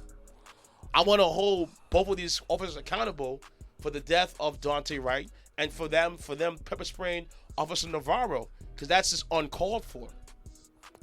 I could not agree more. I would think that a young man representing his country, still in the military, in the South, would get a bit more cachet, benefit of doubt, or at least, a degree of respect for being, patriotic and, for epitomizing what the flag in America is supposed to be. But no, America continues to show their ugly face again about how they treat, their vets and no one's and ultimately no one is exempt, to be honest with you. No, you're right. There are racial factors, but no one is exempt in many facets, And my thing about that is just like, again, he's in the Army, he's a second lieutenant, he's a young man representing his country, and he's subjected to that behavior and stuff like that. It was totally uncalled for. Like, that's wild to me. But you see how these things come full circle. Mm-hmm. No, so if you want to protest, protest in your locker room and stuff like that. Do all those things. Don't do it peacefully where people can see it and stuff like that. See, the thing about it is like, everybody is like, these group of people want dialogue to control the narrative and make sure their bottom line's not effective. They don't want dialogue for true change. They don't want real conversation that holds a mirror to a lot of things that are very fundamentally wrong with this country. You know, they just want to do it long enough where the bottom line is secure. Mm-hmm. That's what it is. Because now you look at some of these people who are dancing around these conversations or acting like they actually cared. What do you do now? Oh yeah. Yeah. What's the response now? Because, when we had the Black Lives Matter movement, then you had the Blue Lives Matter movement, then you had the Green Beret movement, which is for the the vets, whatever, etc. I have yet to see anybody stand up for this guy. Well, I'm gonna take it back. I've yet to see any of, as a Green Beret movement, we stand with Lieutenant Nazario. I have yet to see it. I haven't seen it at all. All lives matter, right? Yeah. What's up with that? All lives matter. Because I haven't seen that for him neither. What a joke. Like I said, it's what it is, man. Look, I'm not trying to point out anything racial. I want you to think. Just to think. You are a soldier for the United States military. Okay? You protect cops' right to be police. Yep. You should have the highest authority over policemen. But yet you're subjected to that. It's beyond me. It's beyond me at this point. I'm not trying to understand or hear anybody justify blatant wrongs. I'm not entertaining conversations of people who choose to remain naive and stuff like that. I'm not talking to anybody who's like under a rock about what's really going on outside. There's no more talk about this, because whatever actions need to pursue after these actions, so be it. Well, he is suing the Windsor Police Department and the governor of Virginia. Do you know that actually Virginia is a commonwealth? It's not a state. Yeah, I did know that. Yep. Yeah. So the governor of Virginia, he actually put out an independent investigation behind that. But this is the thing I'm talking about. This thing happened in December. We're now in April. It should have taken 4 months for this thing to be, to happen. Yeah. This should have just been a word. Time to go. So it's like catfish with makeup. Cover up. Cover up. You don't cover this up. Cover up. We gonna unmask this right here, man. Cover up, But yeah, man, that's why I told, as a black man, anywhere I'm go, I'm always on heightened alert. Like Carlos Mitter said it the better from with him and oh my God, what's the shit they do? 85 South Street. Being black in America is like playing Madden all the time. So I'm always on alert. Okay? If I see something dangerous around me, I'm leaving. If a cop wants to follow me down, I'm cool. I'm just going to ask for your sergeant. I'm going to ask why I'm being detained. I'm going to ask for your badge number. I'm going to ask for your name. Send me your cards because I will follow up with you on the situation. You know what I'm saying? I have cops who are friends. I have family who are friends. I have lawyers who are friends. If you really want to do this with me and people who I love, we can go there. I will be compensated for it. I'm going to make your life miserable. And I'm going to use my platform to speak on the atrocities of me and others. So don't think you can shut me up because I won't. Well said. Feel you on that. You know what I'm saying? I may put funny things up there, but I want to put things to get you guys thinking out there. You know what I'm saying? Because we have to think. Because these people aren't playing fair right now. Nope. My skin is a weapon. And how can my skin be a weapon? It's unbeknownst to me. Unless I'm a mutant and I don't know that I'm having the nuclear codes in my skin. Whatever. But my skin is a weapon. It shouldn't be that. Shouldn't be that at all. Anyways, Walt, we gonna close on a good note, man. Yep. What you got for your boy, man?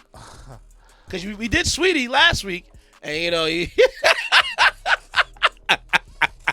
missed my type, man. My type. You know that they actually Quavo did take her car back, bro. Listen, I mean, I guess everybody's cut differently,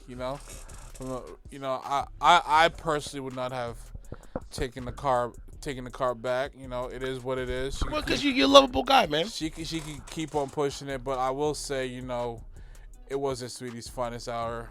She was looking I hate to say, she was looking very goofy. To be honest with you. You sure about that, bro? Yeah, listen, I gotta call a spade a spade. You know, as cute as she is, she was looking very goofy. She's still your type? That's up in the air for now. So if Sweetie walked through this door right now, what you gonna do? No, I probably wouldn't be as starry-eyed as I once was, because there's just a lot of dangerous rhetoric that she's spewing, especially with this Birkin bag. It's like she's making these girls think, like, you know, that they don't have to do anything and they could just sit around, look pretty, be a trophy wife, and get spoiled all the time. That's so. 3 for 3, man. It's not gonna happen. My man walked 3 for 3 with the swear jar, bro. Happen. I appreciate it, bro. Thank you. Get your ass up and get a job. Okay? That's how I see it. You know, this notion that, you know, that you're gonna get a guy who's well off and just gonna be simping the rest of his days on this planet to make sure you're taken care of is unrealistic. It's unrealistic. All right. Don't listen to Sweetie's rhetoric. You know, create your own lane, be independent and stuff like that. And when guys see a woman that could get it on her own and stuff like that, and understands that and respects that, believe me, a guy will be more willing to, like, you know, spoil you on his accord. This notion that you could just look pretty and get spoiled, and if a guy gets you a Birkin bag that he ain't nothing, nah, you're playing yourself, because you could be missing out on a very good person. Yeah, maybe he ain't in that tax bracket that you would like him to be in. Mm-hmm. But so what? So what? You rather sit around, be a trophy wife from some guy for some guy that's out here screwing whatever's under the sun while you're miserable? If that's ideal for you, keep it pushing. All right. That's how I see it. But what story you got for me, man? You got anything juicy? Anything off the top? Anything juicy besides my type? Anything juicy? I don't know if I have anything. Because, you know, I don't want to leave this on a very heavy note, man. You know, with the past two, because you know, DMX and this and that. I'm like, I refuse to leave it like that for this episode. I don't want to. Nah, definitely not. Yeah, what I did find funny was, you know, what's that guy? Trav for Q with the whole Drake thing. With Trav Q? Yeah. Oh yeah. That was funny. That was recently that happened with him and Drake? I think it was recent. How did he walk up on Drake like that? Bro, it's planned. No one's walking up on the boy like that. That's what I'm trying to figure out. Bro, it was just him and Drake at a bar, I think somewhere in Beverly Hills. This was planned. Okay, OVO security is not letting anybody near the boy like that. Okay? I'm just saying. You sure? I'm positive. Because I looked at the video, I'm like, wait, why is Trav Q? He's been doing it to everybody. Yeah. So I'm like, you guys know that this guy is gonna come around and try to troll you. Yeah. So obviously he's doing it. Man. You know what I'm saying? Listen, man. Listen, I'll tell you how real it is, Team OVO. I think there was a situation that, I guess there was some party. I don't know where it was, and I guess Shawn Mendes was walking up to Drake, and Shawn Mendes ain't no small dude. He's like 6'2". Really? Shawn Mendes. Yeah, he's you know, and stuff like. I'm not saying he's like a, you know, Brock. No, he's just tall. Brute. He's just tall. I guess there was a situation where he tried, I guess, to get to Drake and show love, and that OVO security was already on him. Oh, really? Yeah, and then Drake saw the situation, and I was like, no, you can't do that. This is a high profile person. So, like, you're not gonna get me to believe that Trav's just gonna walk up on Drake, do what he normally does at the bar, and Drake and OVO not know. I'm sorry, that's no. That's not gonna happen. Somebody in OVO knew. That's not gonna happen. Because I'm like, in my head, I'm like, this is Trav. Like, if Trav was do that to me, bro, I'm bursting out laughing. Yeah, facts. Cause I'm like, I know what your skill is. You know, when these guys get upset and push me, I'm like, you know, this Trav. This is on purpose, bro. He's done it to plenty of rappers. Yeah. He's done it to Dave East. He's done it to Busta Rhymes and his crew. He recently done it to Cam and Jim Jones. Like, you're not running up or doing that Drake is like arguably the biggest artist in the world. Okay, you're not getting that close. Oh, to my him. live one going to reset. Yeah. Keep talking. You're not getting that close to him. I'll bring it back live. You know, I'm sorry. It's just him and Drake at the bar with the bartender. Think about that's planned. That's planned. Shoot. You think regular old me is getting that close to Drake without being checked by OVO security? Nah. Sorry. Nah, they're gonna press you. Facts. Listen, they probably, you know, probably have me on some next, you know, triangle chokehold or something like that. Go to sleep. You know, facts. Be like, yo, Chubbs, I rock with y'all. You know who I am, but I rock with y'all. You know, that's the cop of the OVO security, man. Like, nah, they ain't playing that, man. See. Yo, don't get it twisted. You know, he's light skinned, but that team is not playing with people. Yeah. Keep telling. I'm like, come on, man. It was definitely planned. The whole. I'm surveying the entire situation. It's Drake. It's Trav. It's the bartender. And nobody else. I'm sorry. No. There is no way I think Drake is out here saying, like, you know, you guys can take the night off security. Like, come on, stop. Let's be real now. Because I score. We'll see. I think it was in Cali. You think Drake is telling security to take the night off in Cali? Yo. If you guys can see my face right now, you understand what I'm talking about. In Cali? Come on, man. Nah, man. It's too hot out there. Too hot? Even Beverly Hills, as different and from what I've heard, because I've never personally been in California, but it's still the mission. It's definitely planned, and you know, it was a good laugh. I liked it, you know, and you know that's what we need, you know. Oh, by the way, I don't think we were on the last pod. No, we did speak on the last podcast about the verses with the Isley and Earth, Wind & Fire. Yeah, but were we? Did we talk about that the last podcast? Yeah, we had an emergency podcast. Yes, we did. Yes, we did. Yeah, we had an emergency podcast. You know? Yes, we did. So, and again, ultimately, everybody won. Yeah. But again, don't believe that guy. I'm honestly his brother's fan. He over there talking crazy. Too smooth out here. He's over there talking crazy. Too smooth out here, see, he's talking crazy again. Too smooth, man. I keep telling you, if that Earth, Wind & Fire bass player had his bass, listen, you know what I'm saying? It was even killed without the instruments. The man had that bass in his hand. I got this from Chauncey Billups, a former NBA player, you know, well-respected player. If you stay ready, you ain't got to get ready. All right. That's all. That's just there to it. Right. You know, Ernie Isley came through with that guitar. He had to show you guys what it is out here. You know, behind the back, everything. You know, it's putting that work. Yeah, that's what you gotta do. You gotta put in that work for that versus and don't show up. Oh, you yeah. know? She just ask your boy, oh my gosh, Babyface and Teddy Riley, man. Yeah. Right. Teddy Riley flopped, 3 times? Well, actually, it was because Babyface had COVID the first time, and they postponed it. Love and admire and respect Teddy Riley. And then Teddy Riley, for the second one, he had the sound check issues, postponed that. And the third one, it was just, his internet just faded out. And next you know, Teddy Riley had a whole piano, became a solo concert. Nothing but love and respect for Teddy Riley. But stay away from that man Babyface. He ain't the only one. There's a lot of people who stay away from Babyface when it comes to the verses. They said they're gonna do another versus, a repeat. I hope that's when they pick to be a repeat verse battle. Listen, I would like that. This man, because I want to hear Babyface play Madonna's. Always be. I want to hear that. I want to hear that. That way the lights get dim. No. And it's over. Listen to "Take a Bow" by Madonna and how she sounds on Please that record. do. And then listen to Madonna without the Babyface influences. And tell me, does that seem like the same artist? It's not. Who's singing? It's not.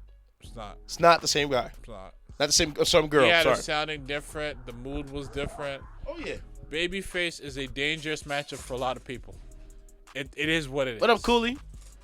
I'm saying with the utmost respect. This guy got more than 30 years under his belt. 30 years, bro. You The know? man's been out since the 80s, 70s, bro. What are you Listen. talking about? We mentioned the 10,000 hour theory. He's beyond that. It's He's beyond the 10,000 hour theory. levels. Okay. That's all I'm saying. Levels. when it comes to him. Okay, and then another thing that I want to talk about in I guess entertainment news, man, the Joe Budden podcast, bro. You know, I remember when he was doing the TV show. What was it called again? Everyday Struggle. Everyday Struggle with Remy Ma and Academics himself.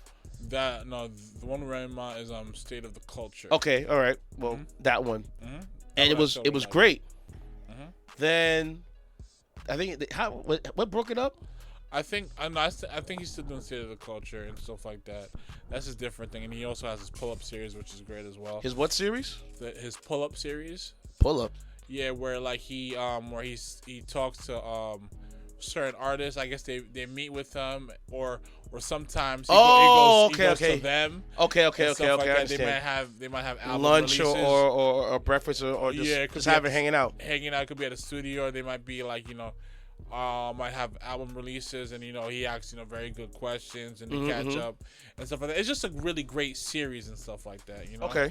Gotta much respect to Joe Budden and his content and his moves and evolution, but me being a long time follower of his podcast when it was called I'll Name This Podcast Later, which was a perfect name for a podcast. I'm not hating on you, Joe Buttons. Perfect name. Don't let someone say that I was out there hating on you, bro. I'm never doing that. It should have never changed. It should have never changed. Yes, you're right. Ultimately, I still believe we would have arrived to this point.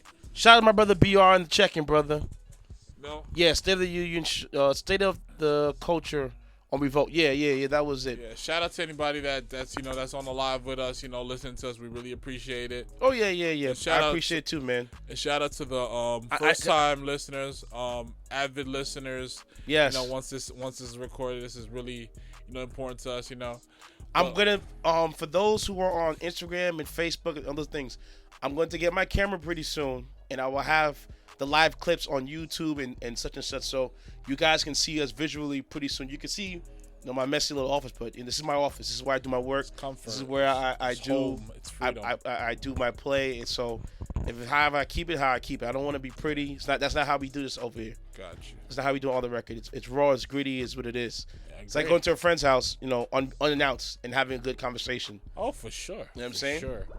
So that's how I set it up as. But back to this podcast situation. I just, he brought it to my attention what happened, but keep going, Walt. Yeah, so apparently from what I've heard, there was like a few, like, I guess, disagreements between like Joe and Rory about certain things that are happening and stuff like that. And I guess Joe told Rory to take some time off from the podcast.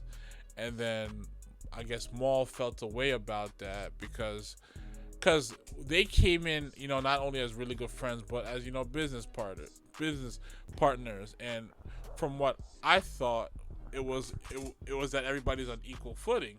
And my thing is, if everybody's on equal footing, no one should be able to overpower the other. No one should be able to overpower the other. I'm going to get you a mic stand so it doesn't happen no more. But go ahead. Got you.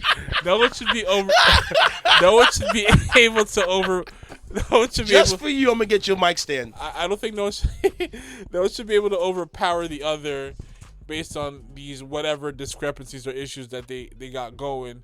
And I think Maul felt a way about that. There probably were other things as well that he feels a way about, but ultimately it seems like they are on strike, and it seems like I think, as from what I know, from what I've heard recently, that Maul won't return, which is unfortunate because like Maul's the one that left because Rory left, right? Yeah, it was okay. Because I guess he felt like if he could do that to Rory, then he could do that to him.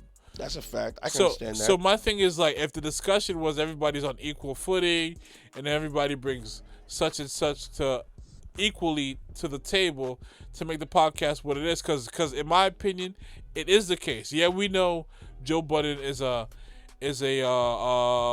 polarizing personality and stuff like that, and he's a great speaker and he's interesting. He can hold an interesting conversation and do all these great things, but also what Rory and Maul bring to the podcast is very important. There's a reason it's gotten to this point. You brought another dynamic. You know, it's different. They all have unique perspectives. Exactly. They all have their little insiders in chemistry, and also they make you feel like it's just like a conversation among friends more so than it is work. Mm-hmm. So my whole thing is, I respect Joe Budden's friends doing what they're doing now. You know, helping him. Shout out to Ish. Shout out to Ice. You know, and stuff like that. I still follow the podcast, and they've been doing a really good job holding it down amongst this interesting situation that's happening right now. But I just wanted to go back to what it was and stuff like that, and hopefully they resolve it. If it can't be resolved where they still are business partners and do podcasting, I would rather the friendship still be intact and the podcast, you know, not be what it is, even if it has to end. Because there's nothing worse than seeing people coming up together doing something great, then all of a sudden it doesn't work out. Even if it's people I don't like in hip hop, it's like as if I know the backstory and these people came into the game together, had success together, and all of a sudden it's just, for whatever reason, doesn't work out. I'm quick to say, like, I hope they fix that. Yeah, you know? I really do. Yeah. Because that's just who I am. Because I understand, like, you know, when you coming up with people that, whether they're your actual family or people you consider brothers or, like, some people you consider sisters, you know, eventually certain things got to give, but hopefully it's not so far gone where, you know, cooler heads don't prevail. Yeah, and I think where the show made a mistake was a name change. Yeah, that was a big mistake. It should have stayed the way it was, because once you put one person's name in front of everything like they did, that person can then feel entitled and call it, this is my show, instead of it being, this is our show. Mm-hmm. You get what I'm saying? Oh, yeah. And I've always been a proponent of, I'd rather our than mine. Mm-hmm. Like I told the guys here, this is not my show. This is our platform. I brought you guys in because you guys have unique perspectives on certain things that I don't think about. So it is our show. You know what I'm saying? It's not mine. Like, if the revenue comes, it's not mine. No, yo, bro, we made some bread here. We did it together. You know what I'm saying? Mm-hmm. So when they went from I'll name this podcast later into the Joe Budden Podcast, Joe Budden became the face, Joe Budden became the owner, and then this is what was happening right now. Because like you said earlier, if Joe can tell somebody go take a break from doing this, what does it make it seem to say to anybody in that room, yo, you go take a break? Yeah. You know what I mean? Mm-hmm. If this came together because they came together as a unit and brought it to the forefront, it should stay like that. I agree. So hopefully, we'll see how this thing pans out. I think recently they had that guy, is it Kevin Samuels? Yeah, he Joe Budden took a picture with him. I like where this is going. Mr. Kevin Samuels. You need a napkin? Yeah, I do. Hold on, let me get you a napkin. Oh, man. Keep talking. Okay. So, Mr. Kevin Samuels is very not filtered, very raw, very raw, uncut, dapper gentleman. Dapper. He's a dapper guy. He's suited up. He got his glasses. I think he got a lot. It seems like he has his things in order. And thank you. No problem. Yeah, Kevin Samuels came down, and I think Budden did take a photo with him, right? Mm-hmm. And I saw the memes come right afterwards, and I thought the memes had me dying because they said the toxic male squad or the toxic male hit squad. It was just it just said toxic relationships 101, and you got Buttons and him side by side, and I just burst out laughing. I don't know if that became an episode with Kevin Samuels or it might be coming episode with Kevin Samuels. I don't know yet. But just seeing that photo had me dying. I was like, this is too much. It's funny. So I could see how a lot of people could be turned off by Kevin Samuels, certain dudes.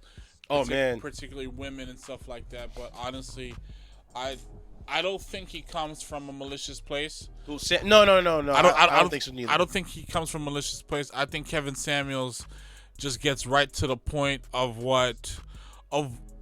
of what it is. Like he tells you what it is, and also a lot of these situations that happen to involve, like, you know, what people feel like they want, particularly women and stuff like that, or like what they feel that they desire. He just tells you what it is, or if, like, you know, or if men are not becoming high value men, and they got ways to go and stuff like that. A lot of the things, especially when it comes to men, that he's telling you are the very uncut things that women won't tell you. Not all women will be as uncut and unfiltered as Kevin Samuels. And the thing with him, there is attention to detail and transparency.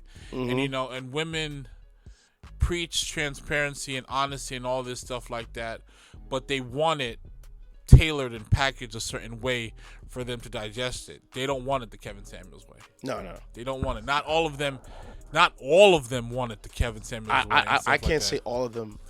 You know, and my thing is, like, if you're going to put yourself in the line of fire when it comes to Kevin Samuels, you got what you asked for. You got what you asked for. That's what it comes down to it.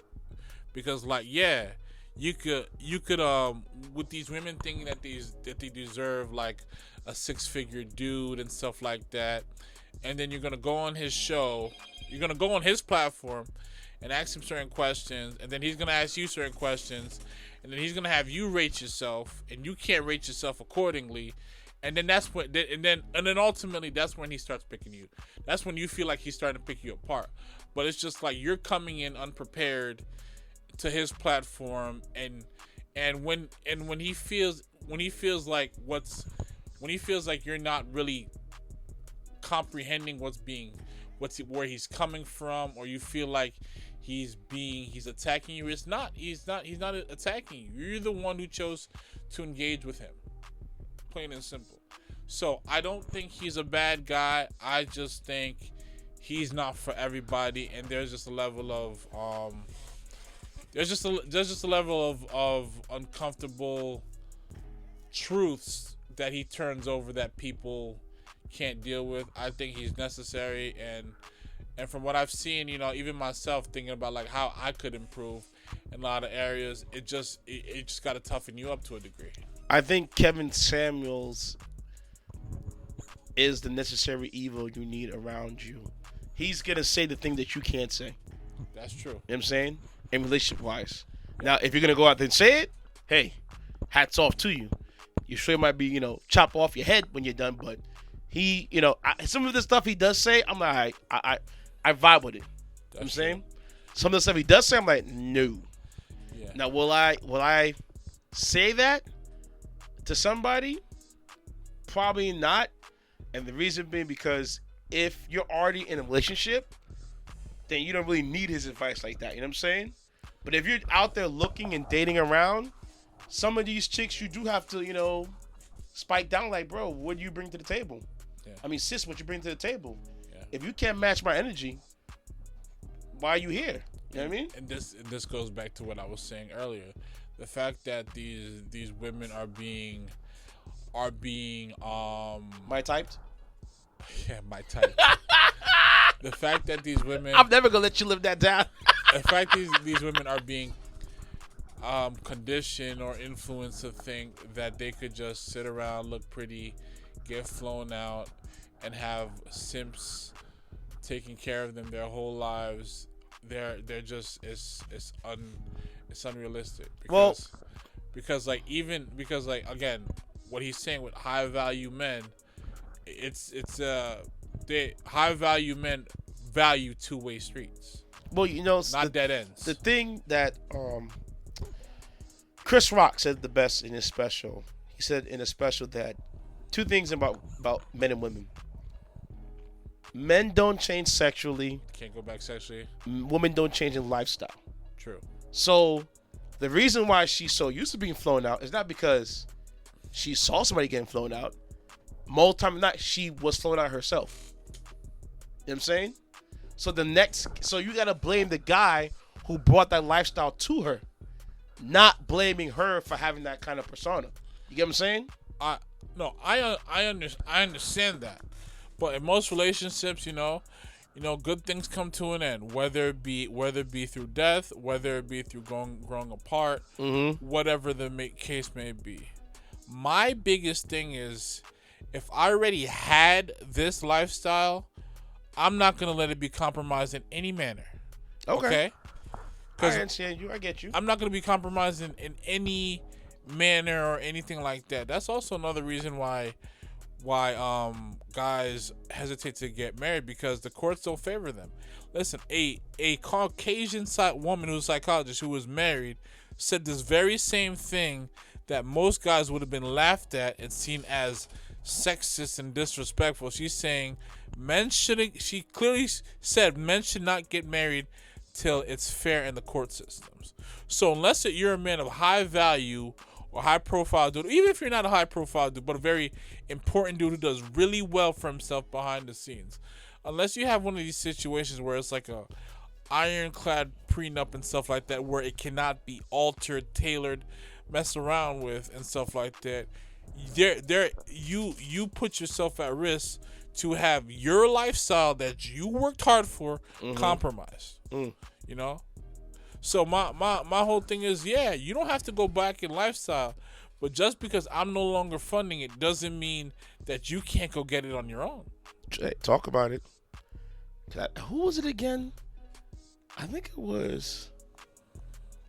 it was Dre's wife was like suing for like marital support and was like almost like $100,000 from. It was something ridiculous. And I'm like, what? So that means you want $1.2 million a year? You need $1.2 million a year to survive? She got a certain lifestyle that she got to keep up with. You ain't got no kids? $1.2 million? They had I don't know if they have multiple kids, but he definitely has a daughter with his wife that he's in divorce court with and stuff right like now. That. But how old is the daughter? She probably is older than 15 right now. No. She's an adult at this point. I think so early 20s. You need $100,000 a month, which then equals to $1.2 million. She wants not just more of that. She also wants a lot of stake in, I guess, his like business ventures. And stuff like, come on. From what I read, but this is what I'm saying. It's just like, prior to beats and stuff like that, Dr. Dre had a lot of this money well before he met his current wife that he's in divorce court with. It's the same thing with the Paul McCartney situation. I remember when Method Man brought this up. This was around the time, I guess Nas was going through his things with Khalees and stuff like that. And he was saying, like, Paul McCartney had this money way before he met this woman. And meanwhile, he had to, granted, he didn't lose what he could have lost. But I think he lost a big chunk. But but I'm sure he wasn't happy paying. I think his wife, he divorced at the time, I think $100 million or something like that. No, oh my gosh. Even if I'm a billion plus in, I'm not trying to part ways with $100 million. $100 million? No, like forget that. And this is the thing. And then if this was the other way around, where the man was taking half from his very successful, high profile wife. That happened to the Britney Spears and Kevin Federline. That's what I'm saying. She was paying him. People would frown on it, or Mary J. Blige's situation. People would frown on it. I'm like, why are you guys mad and stuff like that? She worked hard for that money, and because of these court systems and how things are set up, with agreements or lack of agreements, it happens, and stuff like that. Because men get taken and get cleaned up every single day when it comes to this stuff. So when it happens the other way around, why do you women feel a way about it? Why can't you guys just be consistent? So, and that's another conversation we need to have about, we'll postpone that one. Just women and their selective equality and stuff we'll like that. Postpone And I'm gonna that get one. deep into that the next podcast. The next podcast we'll get that way. But look, man. Oh man. Whew. Yep. It's crazy out there. It's wild, and the reason why, like I said, there's a lot of these chicks get flown out. Yep. And they have this high lifestyle because someone before you did it, and because that person did it, every guy afterward has to follow suit. Unfortunately, it's weird because I feel like there's more order in the jungle, which sounds like an oxymoron, then there is order in societies that have laws and structure and sophisticated humans, like and stuff like that. Like the jungle is what it is. It is what it's supposed to be. The jungle. These situations, you walking with different people with different agendas, and at any given time could just go rogue on you. You know, I know if a lion sees a threat, the lion deals with that threat accordingly. It's just the laws of the jungle. You know, a cheetah sees food, the food runs away, the cheetah gets the food. It is what it is. All right. You know. Well, we reached that time. Walt, give me your handle, brother. Right now, I'm on IG. I go by Walt. It's IM_WAL, 4 T's at the end. Seti says not here. You can find him on social media at Seti55. I think underscore it's CEDDY 55, or could be just Seti55. I'm your host, moderator, everything, DJ Intence. Find me on all platforms at DJ INTENCE. This episode of the podcast will be found on Spotify, Apple Music, all the other things, either within tomorrow or in the morning or the day afterwards, okay? And I have another live stream pod probably on Saturday night after my event I got to do. I took my double Saturdays. So it might be Saturday or Sunday. I'll keep you guys informed when we'll do this again, if I feel like doing it. Or I might just stop uploading clips, man. You know, we have the YouTube that we might get going. So make sure you follow the podcast on the record. That's ONTHEREKORD. Again, that's on the record. You replace the C with a K. It's on multiple majority podcast sites. So Spotify, Apple, Pandora, my gosh, what's the one called? iHeartRadio's on too. We got on iHeartRadio too. Nice. So we're on all that right now, and like and subscribe, and comment and all that good stuff. Yeah, man, you know what I'm saying? Stream, check us out. Show us love. Please. Share. Spread the word of mouth. That's very important. And also, I also want to incorporate. I guess sleepers at the end. Whether we could just name some songs we came across by whether it's big artists or artists. Oh yeah, we can do that. And we could just mention them at the end. Go ahead, bro. Do your thing. That. Do it. Shoot, one artist I definitely because we are into music heavily. Oh yeah, heavy. All three of us are into music. Heavy into music. My man Walt here put me on a record with J Balvin and Mr. Easy. Yes. And then Austin, I came across a record with J Balvin and Khaled, which just came out a couple days ago. Fire. And it's Fuego. So that's one guy I don't hear a lot of the Spanish community talk about. J Balvin. He's nice. He's really nice. He's nice. I don't know if he's more Americanized. That's why he's not the flavor. Mm-hmm. But I can't deny the guy's talent. I mostly hear the Bad Bunnies. Yeah. And the Ozunas right now. Also, another guy that's really good. He's very popular in the Latin music scene. Are you talking about Maloma? Yeah, Maloma. Yeah, Maloma. Maloma's dope too. Out here. I think you're talking about El Jefe. Oh no. That's he's the Dembo. That's when I go uptown. When I play that song, that's uptown. I'm uptown. So yeah. Go ahead, brother. What song you got for me? This one guy, he goes by El. He's really, really talented. He has an album. He put out a recent album called Aura 3.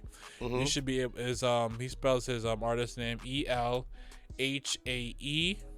He has some really good tunes. One of the records I was listening to before you came in and we linked up was this record called Separated. Mm-hmm. It's a really good project. Some of the artists that you might be familiar with that's on this album is the first track he has Rick Ross on. So he's major. I think he's getting to that point. I think he's getting to that point. He's very content. He's very consistent with his output. He has other projects too. He has Masego on there. Masego is that dude. He is that guy. Yeah. My brother Key put me on with Masego. Yep. Sego's that guy. Yeah. I mean, he's another guy to look up if you're not on him already. One of the more recognizable records he has is a song called Tadao. Yep. Which the inspiration behind that is cool, but we'll get into that in a different podcast. And another guy that he has that's really good is this guy named Xavier Omar, who's just a beast of a vocalist and who makes great music as well. So, yeah, check out El Hey and his album Aura 3. All right, man. Yep. With that being said, I have this thing edited down, and I'll see you guys later, man. Peace. Yep. Deuces.